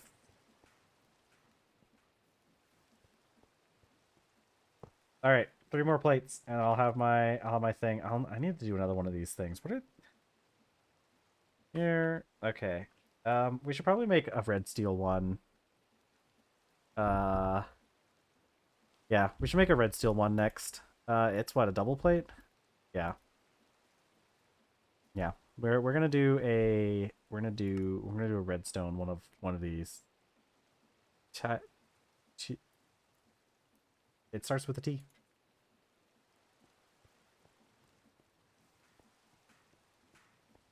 Okay, you got another one for me? Sweet, let's go, let's go. Come on, gimme, gimme, gimme. Big money, big money. Yes!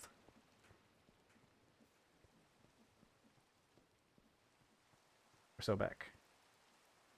There we go. 2 more. We just need 2 more. What am I?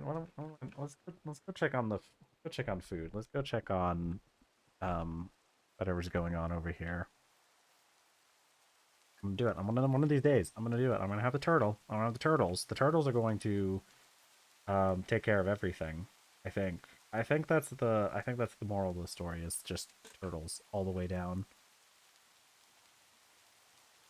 All right, what's going on here? See, look, see, barrel full, absolutely full. This is working. We can literally just power the greenhouse with rainwater. More pineapples. Yeah, like that, like the John Green book.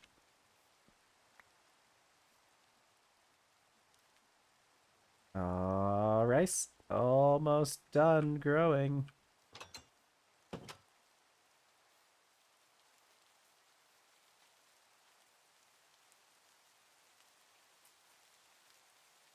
I'm definitely going to be making use of turtles. I want them. They're so hard to make too, because we have to get all the way here to medium voltage, and then like I'm pretty sure the turtles are like locked behind high voltage stuff anyways. I don't even know what robotic arms do. I know I read the recipe or read the thing in the low voltage age. Robotic arm transfer items in specific batches at specific rates. And I'm sure they're going to be very, very useful eventually.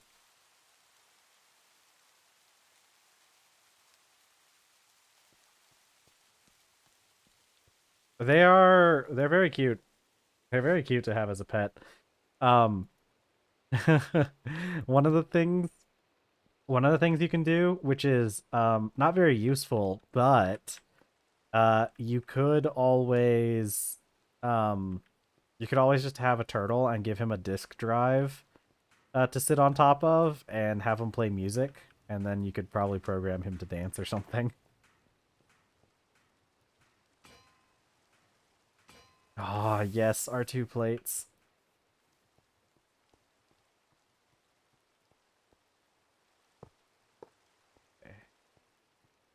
All right.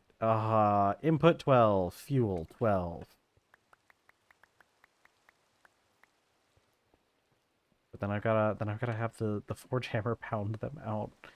What do I do in the meantime? I need flux. I need flux for steel.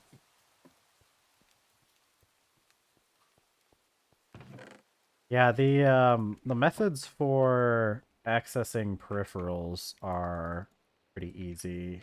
Pretty straightforward if I remember. Sort of. Actually, I'm kind of thinking about it. I'm pretty sure those methods are a little weird. I think think there's like some kind of weird way of like accessing uh the method or accessing the peripherals, but once you can figure that out, it's pretty easy. I know I had a jukebox. I had one of the things that I made um in that steampunk playthrough, that steampunk world, was I made a little underground. Because we were living in like a cave, like, or it started out as a cave. We dug our way down into it, and because I needed help staying alive, and cave was the safest place to live. And uh,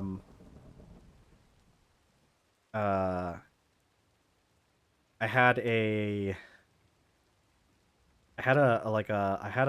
bar and grill area. that I had a jukebox in. It was actually a pretty neat area.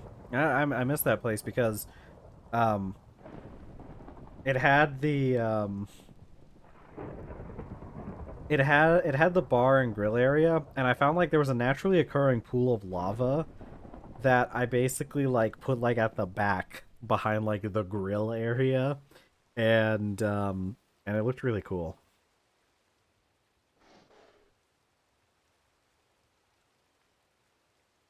Okay, I don't even know how much of this fuel it's going to. Okay, huh? I used up a lot less fuel than I thought. Why not go again? Do I have more flux? Oh, yes, I do.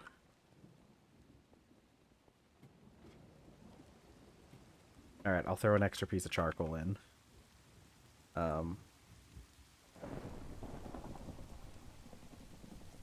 and then one piece of charcoal, and bam. Okay, we'll wait a little bit. We'll wait until it gets down to like 2 pieces of fuel because it does have to heat up everything.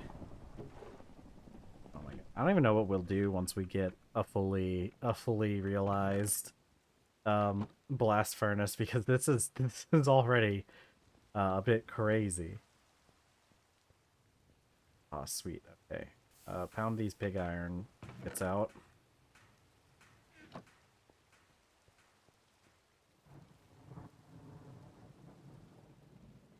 Okay, we'll let that heat up a bit more.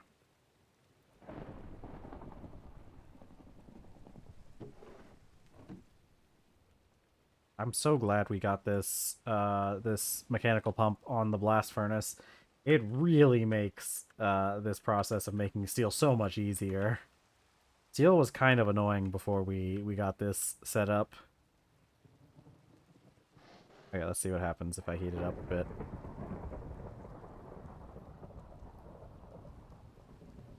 God.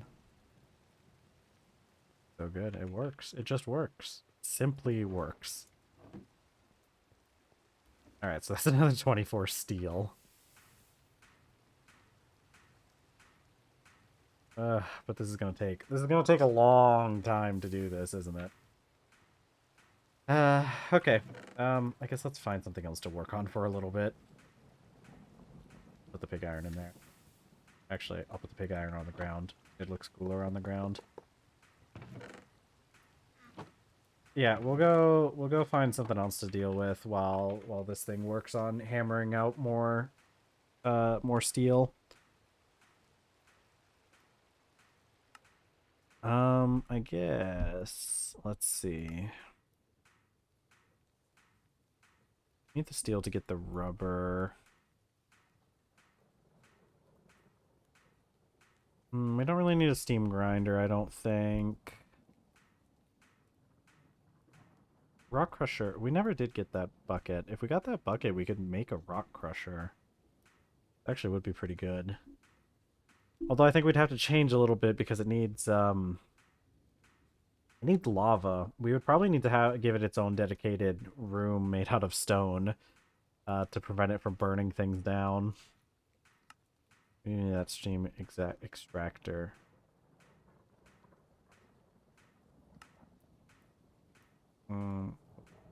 Potent pipes. What do we got going on here?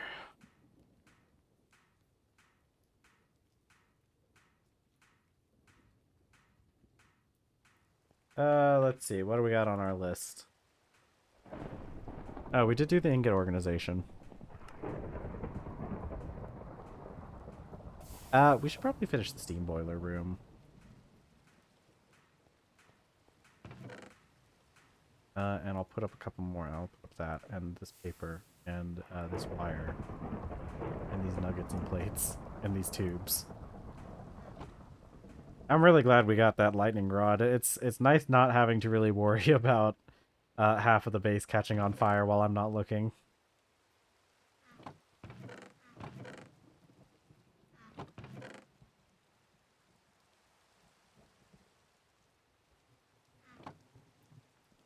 Take to make the Let's see. Well, it takes 3 pieces of leather to make a tool bag or a belt pouch. Definitely going to be a bit of time before we really do anything with that.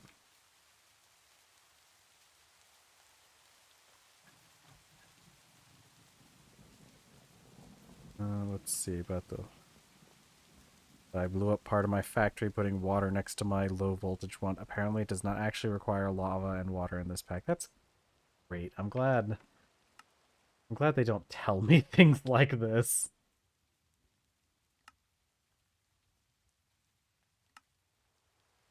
Uh, I'm willing to try it.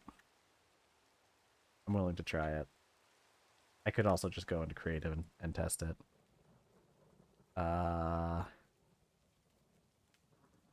What was the other thing? I don't know. We'll add this to the list of things. If it really does, like, that's pretty good because it can make whatever kind of rock you want it to make. Yeah, true. Yeah, because this quest doesn't tell me anything.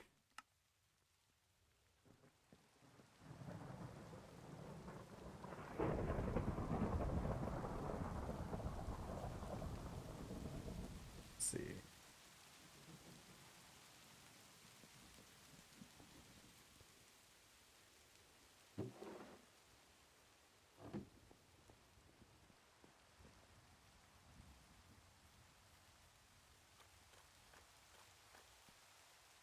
I wonder if there's something I can do to have these things make. Let's see. Medium voltage ones, diorite dust into ore dust automation doesn't have anything next to them. Do they all say that same thing? They do say place water and lava adjacently. This machine will not explode when exposed to the elements. That sounds like a lie from what I've been hearing.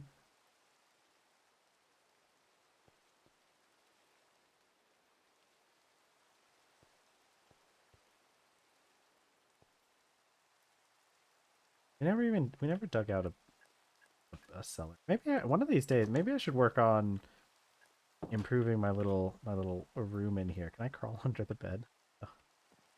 Um, that'd be a good thing to do one of these days. Ruby powder. What do I even have in here anymore? I like my copper javelin. This is a relic of the old times.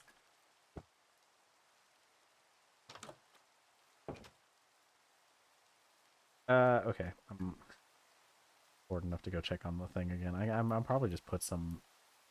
Probably just get a couple. I need a couple plates of steel. Yeah, give me that and take this. I would need one. Still don't. Still need more iron as well. I feel like the forge hammer is something because I'm assuming higher tier forge hammers are faster. That's my assumption. I could just go ahead and make this stupid deployer. What was I even what did I even need? I need red steel.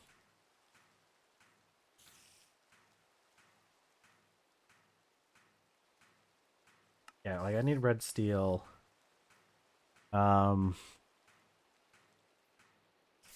Yeah, these are all in proportions that I could just do if I had two steel ingots.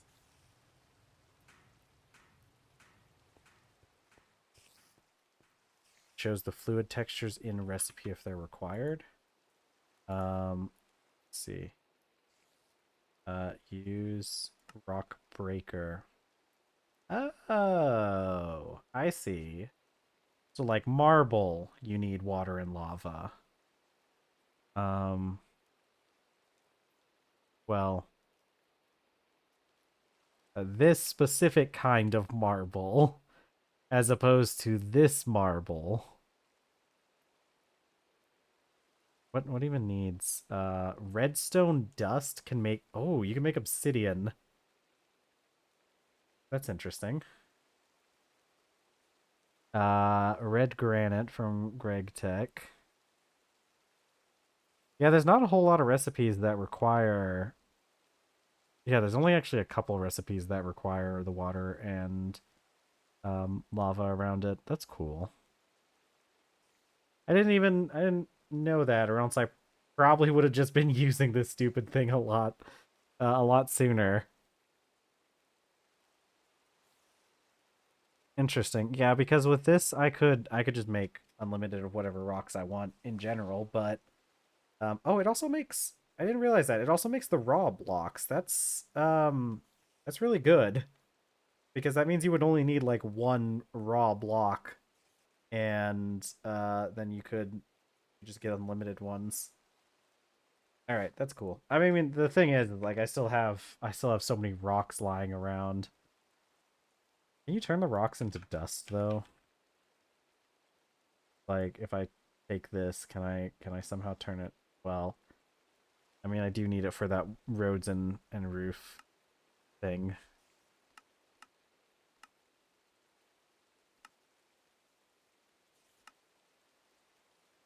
Yeah, see, that's the thing. I don't think, but I mean, like, I could start making cobble roads. Like, I could make cobble. I really should make cobble. I really should finish these roads. Okay, give me those. Give me those. Um. Oh, okay. Yeah. Well, that's fine. As long as I can do something with them eventually.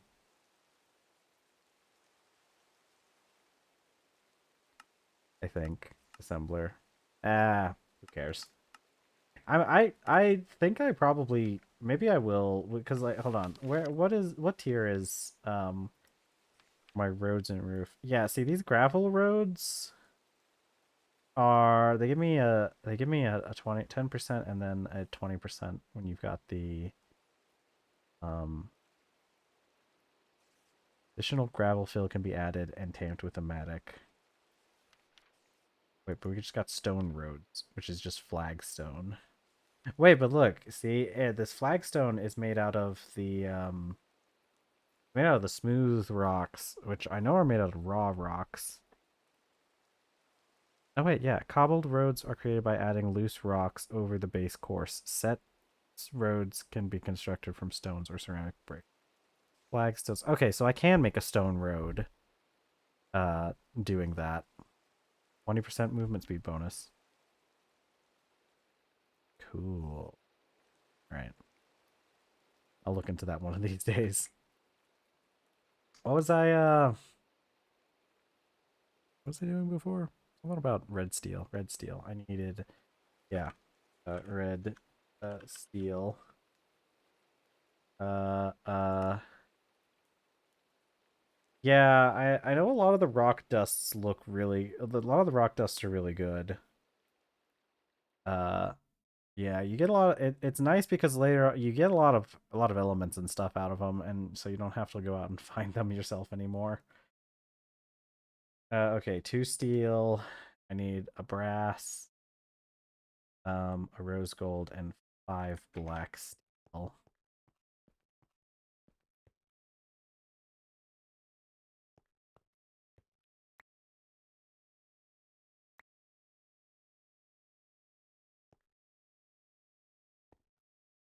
5 black steel. Should be right. 10% gold, 50% black steel, 20% steel, and 10% brass. Yep. Okay, let's make us another round of red steel. We're gonna turn you off.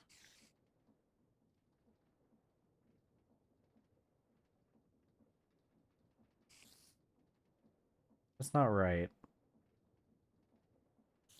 That's not right. This is 9. This is 9 ingots. What did I miscalculate?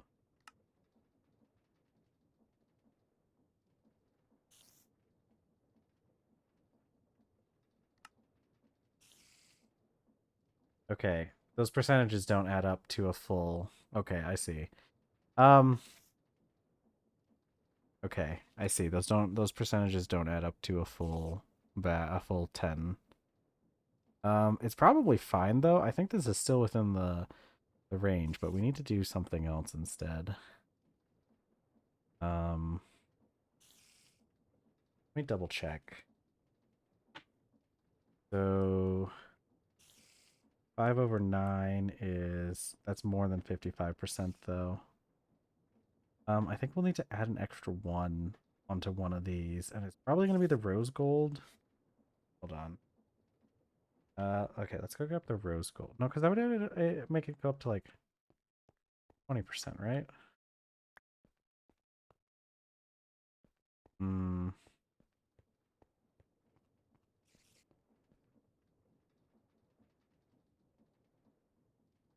Okay, because this would increase it up to 10, but then it would have 20% rose gold. Why do you need 10 to 15%? The percentages on this one are actually pretty tight now that I'm looking at it. Um, Hold on. So this stuff is divisible by 10. Um, Ignore the spiders in the basement for a second.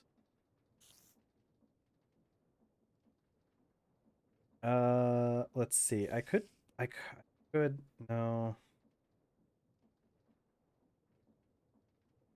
What if I made these? Let's see. What if we did 14? Because I know we did this fine when we had 14. 2 divided by 14, 14%. So if I did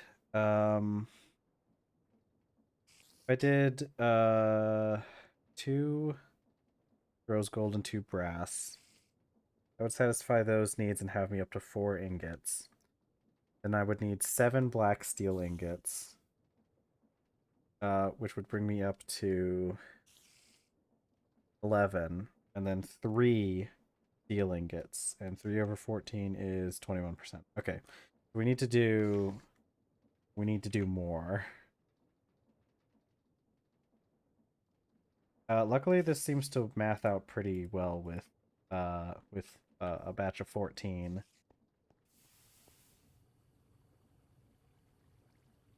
Okay. Keep doing these, I guess. We need more steel. I need 3 steel ingots, and I'll need 7 black steel. And 1 more brass. Okay.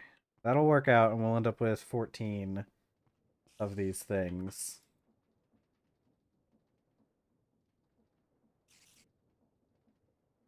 Okay. And then started. Those spiders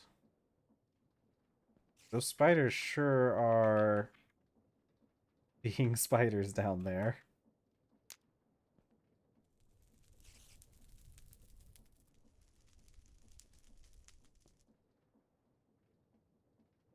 You see, I'd go down there and clear out the spiders because their spiders will drop the string we need to make fancier clothes, but I also don't want to get shot by skeletons that are probably also down there.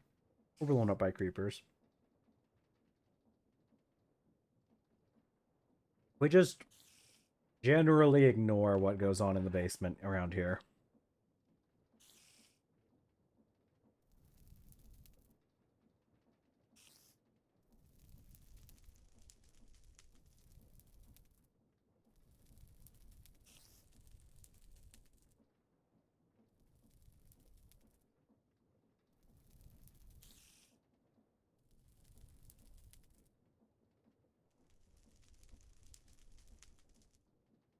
Okay.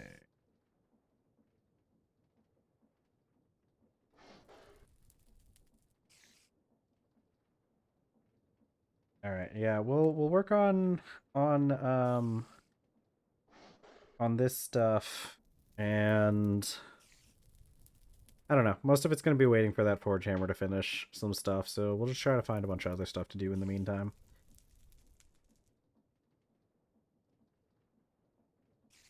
Luckily, we'll be able to put the... don't think we have enough black steel to make all of this, but we'll be able to get some red steel. There we are. Because we need black steel to fuse to it. Actually, we do actually have enough black steel lying around to make a full batch of 14 red steel ingots. I think that's a good idea because I think we're gonna need it.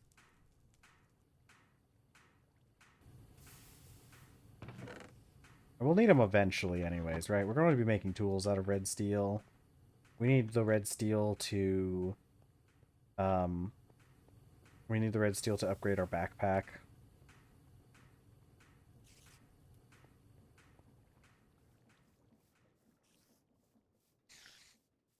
God, there's so many spiders down there, it sounds like.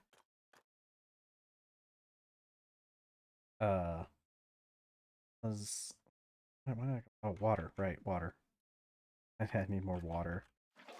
It's gonna be a really sad day when this flask breaks because I don't have a bladder to replace it with. Or to repair it with. Okay, let's go.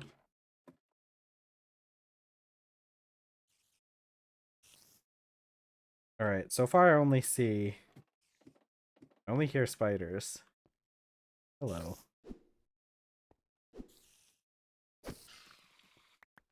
Okay, it's just spiders down here. Come down here. Come down here.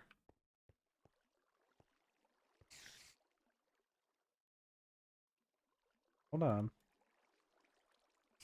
Alright, I said come down here. You're not even gonna come down here while I shoot you. Alright, that's 2 more string, though.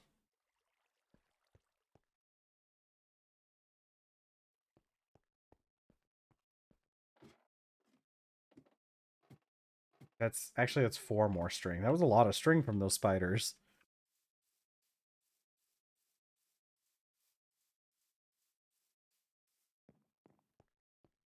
Is spider an animal?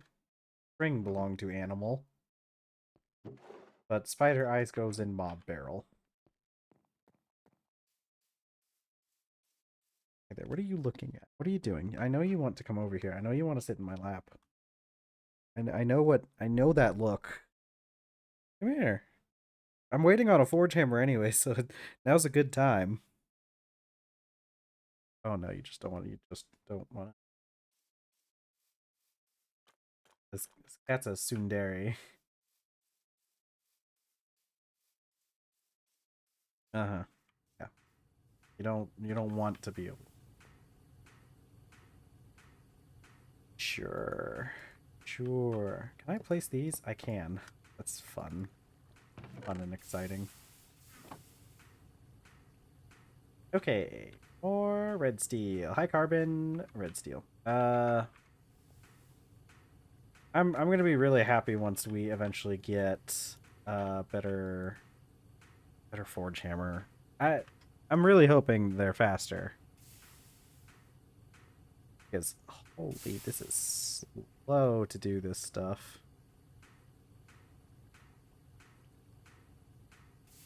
What did I want this red steel for?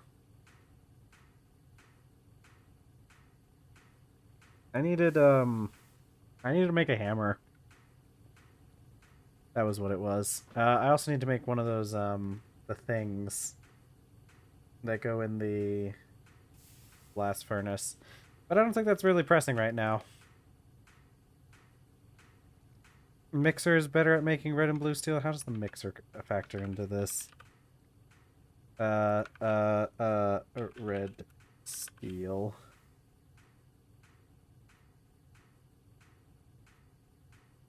How? Is it the ingot itself? Is it... Am I not...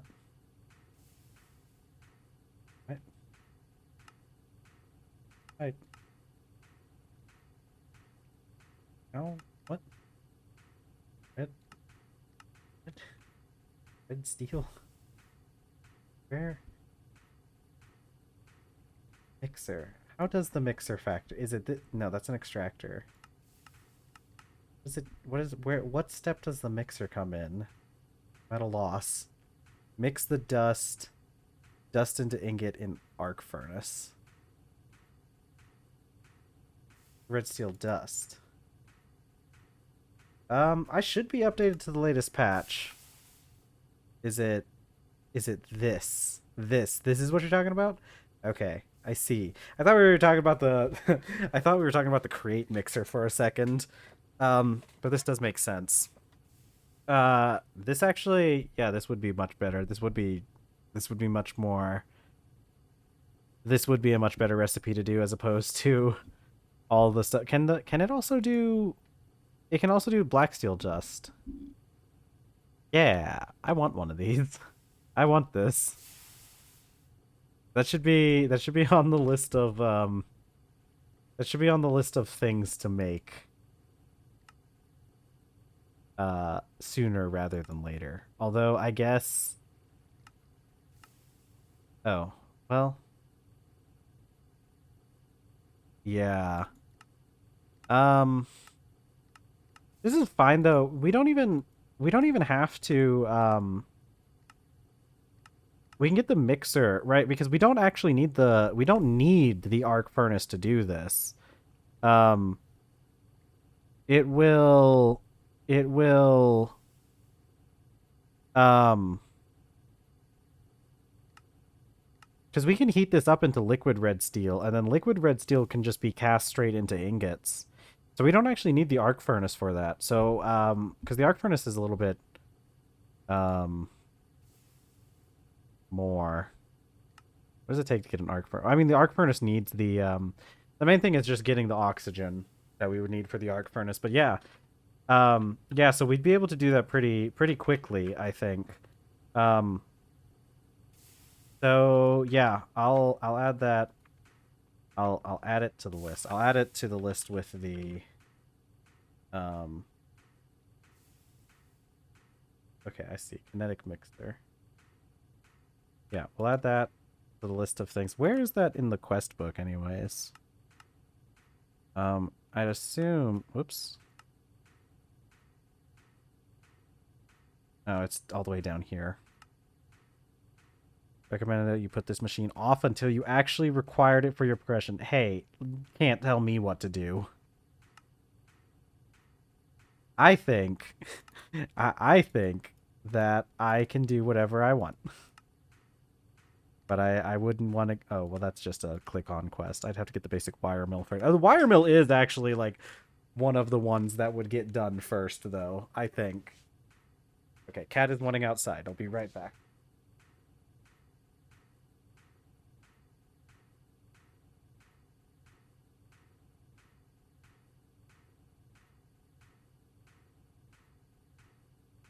Yeah, I think wire mill is definitely one of the things that I'd want to do first, because if I remember correctly, this thing, yeah, it does this stuff.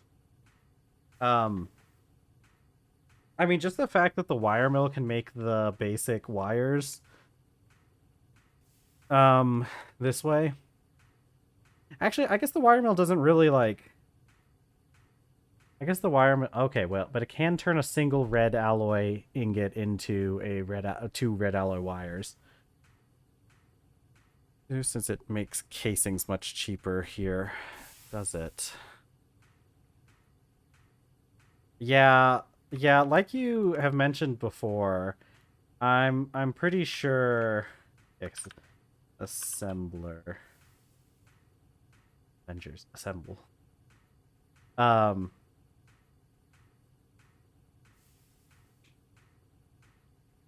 yeah, I think like you mentioned, like some of this stuff is like clearly what is the card assembler.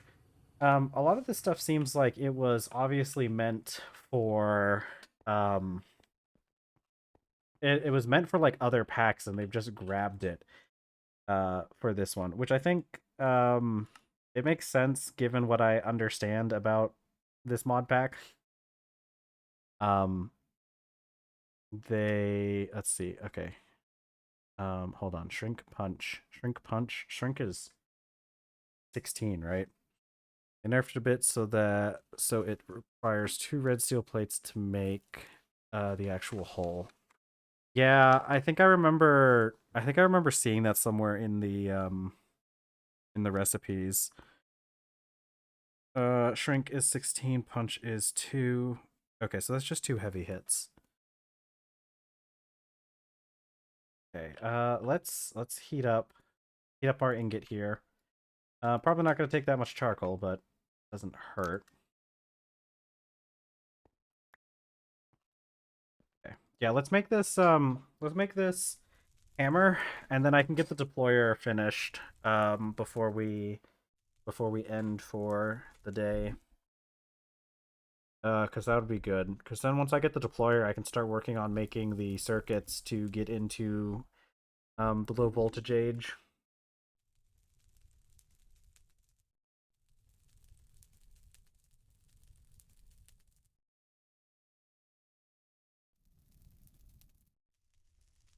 I like the chemical formulas on here. As far as I know, red steel isn't like actually is red steel a real thing? I don't know. It would have to be right for it to have this many things. Oh, 1. Oh, that's nice. That's cute. Okay.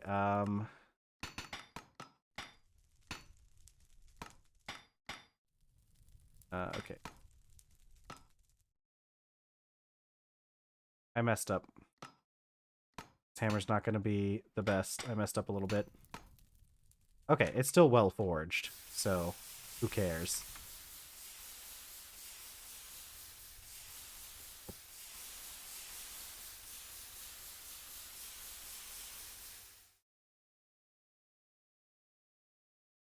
A red steel hammer. 7,600 crafting uses versus the 500 we have left on this steel hammer. Yeah, I think that's going to be our main hammer. Yeah.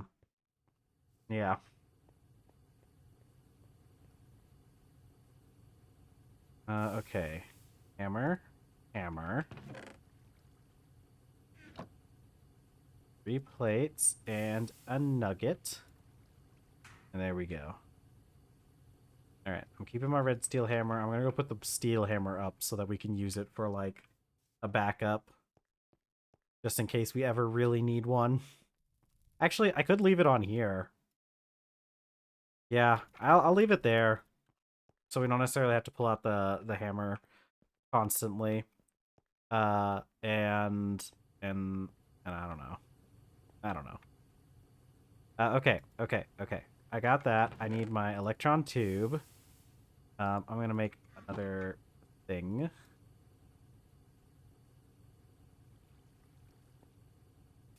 It's a wrought iron plate.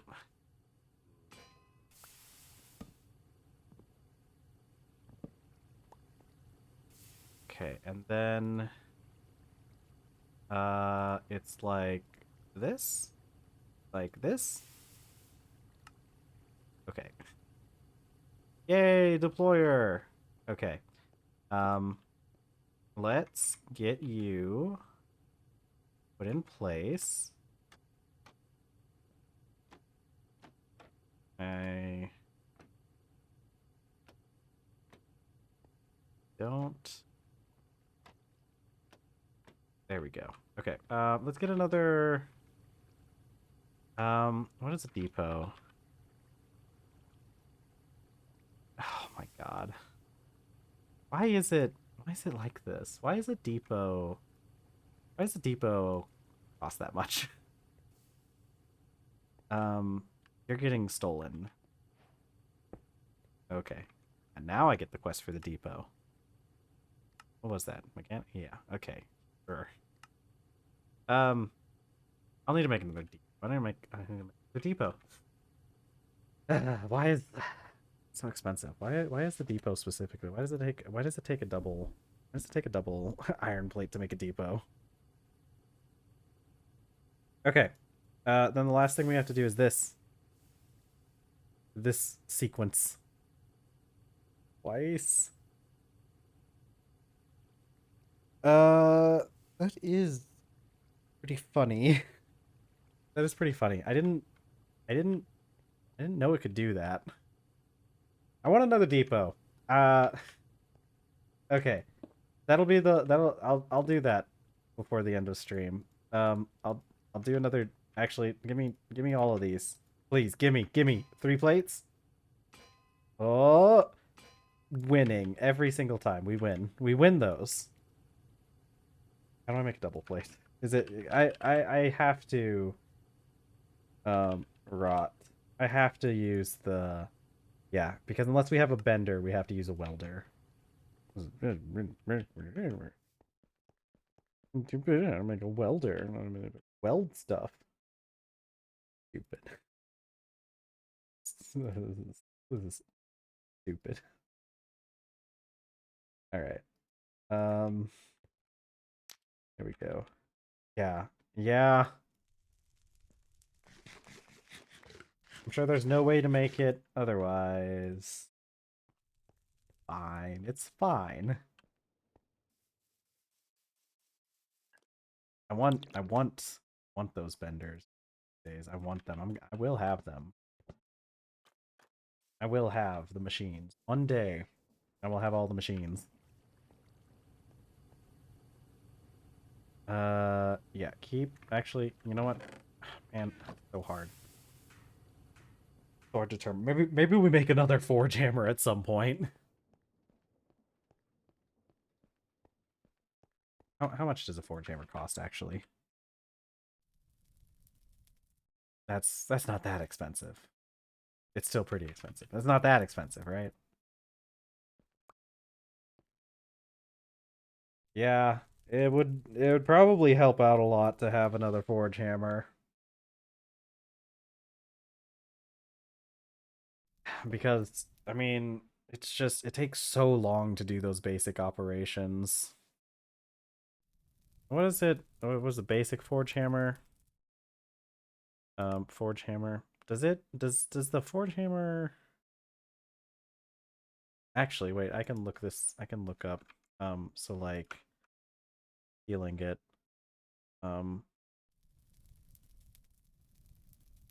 Forge. Oh my god, you're kidding me. We don't get a reduction in speed until medium voltage? Unless it's lying to me again, which is always a possibility. Okay, reset. What do we got there? We got 2. We got, okay. Give me that charcoal. Okay, give me that.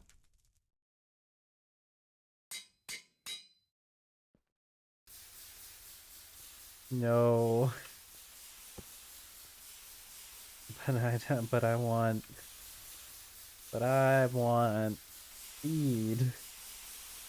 I have a need for speed, and it's not being satisfied by this forge hammer.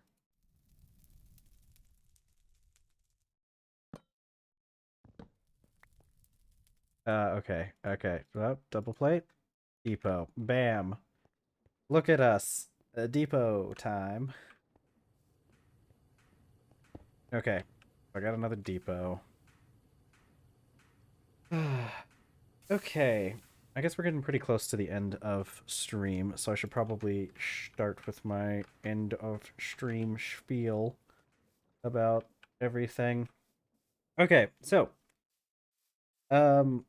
if there were any questions, we are going to be having a stream tomorrow. Tomorrow is Valentine's Day. I don't know how well that gets like celebrated in other countries, and I know it means different things in other countries. Valentine's Day is an interesting holiday. Anyways, we will be having a stream tomorrow for Valentine's Day, and tomorrow we're probably going to be taking a little bit of a break from some of this progression stuff.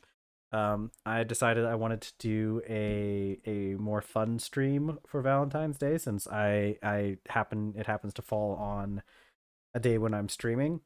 So yeah, well, there's been I know that a lot of other countries have been pushing or a lot of other countries do Valentine's Day is just a day for like love in general, including platonic love. And here in the United States, there has been a push by some people to get it to talk more about like platonic love instead of just romantic love, which is very cute. But we are going to be doing Galentimes has been a big one, specifically for the ladies talking to their platonic lady friends, um, which is so much fun. We love it. But we are going to be taking a break from doing some of the progression stuff. I want to have a special building stream for Valentine's Day since it I'm going to be streaming on that day anyways. Um, I have some plans. We're going to build a. I'm not going to reveal too much. It's a little bit of a secret, but I'm going to be I'll build a nice little romantic area in world here in celebration of Valentine's Day. It should be real nice. It should give us a nice little break from all this progression because honestly, as much as I love progress, man, sometimes having to sit here and think of all the insane amount of steps I need to go through in order to do anything in this mod pack turns my brain to mush at times. So we are going to be taking a break to do some fun building instead of just the raw pursuit of progress. So make sure that you join me tomorrow for that. I've got some ideas. I have a general plan of what I want to do, but I don't have the specifics figured out. And we are going to be winging it a little bit. We're going to be just trying. We're just gonna be hanging out and doing some building during that stream. So we are at the end of our stream. Thank you so much for being here. If there's anybody watching who is not following, make sure to give that follow button a click. Man, we are. It's a shame I had to miss yesterday because we are still at 9 followers. I really want to get to 10 this week, but who knows? Hopefully the special Valentine's Day stream will get us some followers. That would be so cool if we were able to get to 10 followers on a special Valentine's Day stream. But anyways, um otherwise I stream 4 hours a day on weekdays. Um yeah, that is 2 p.m. Eastern time, or just take whatever time it is now and subtract 4 hours, and you'll get the time that I start. Um, I do have my links below. I have YouTube where old VODs get uploaded. A new one should have just come out from 2 weeks ago. And I have my Blue Sky account down there, which is where you'll hear from me if I can't make it to stream, like yesterday when the weather told my internet to stop working. Fun times. Um, all right, but that's all from me. Thank you all so much for joining me here today. I love spending time with you. I love you guys so much. And I will see you all tomorrow for Valentine's Day. Bye, everyone.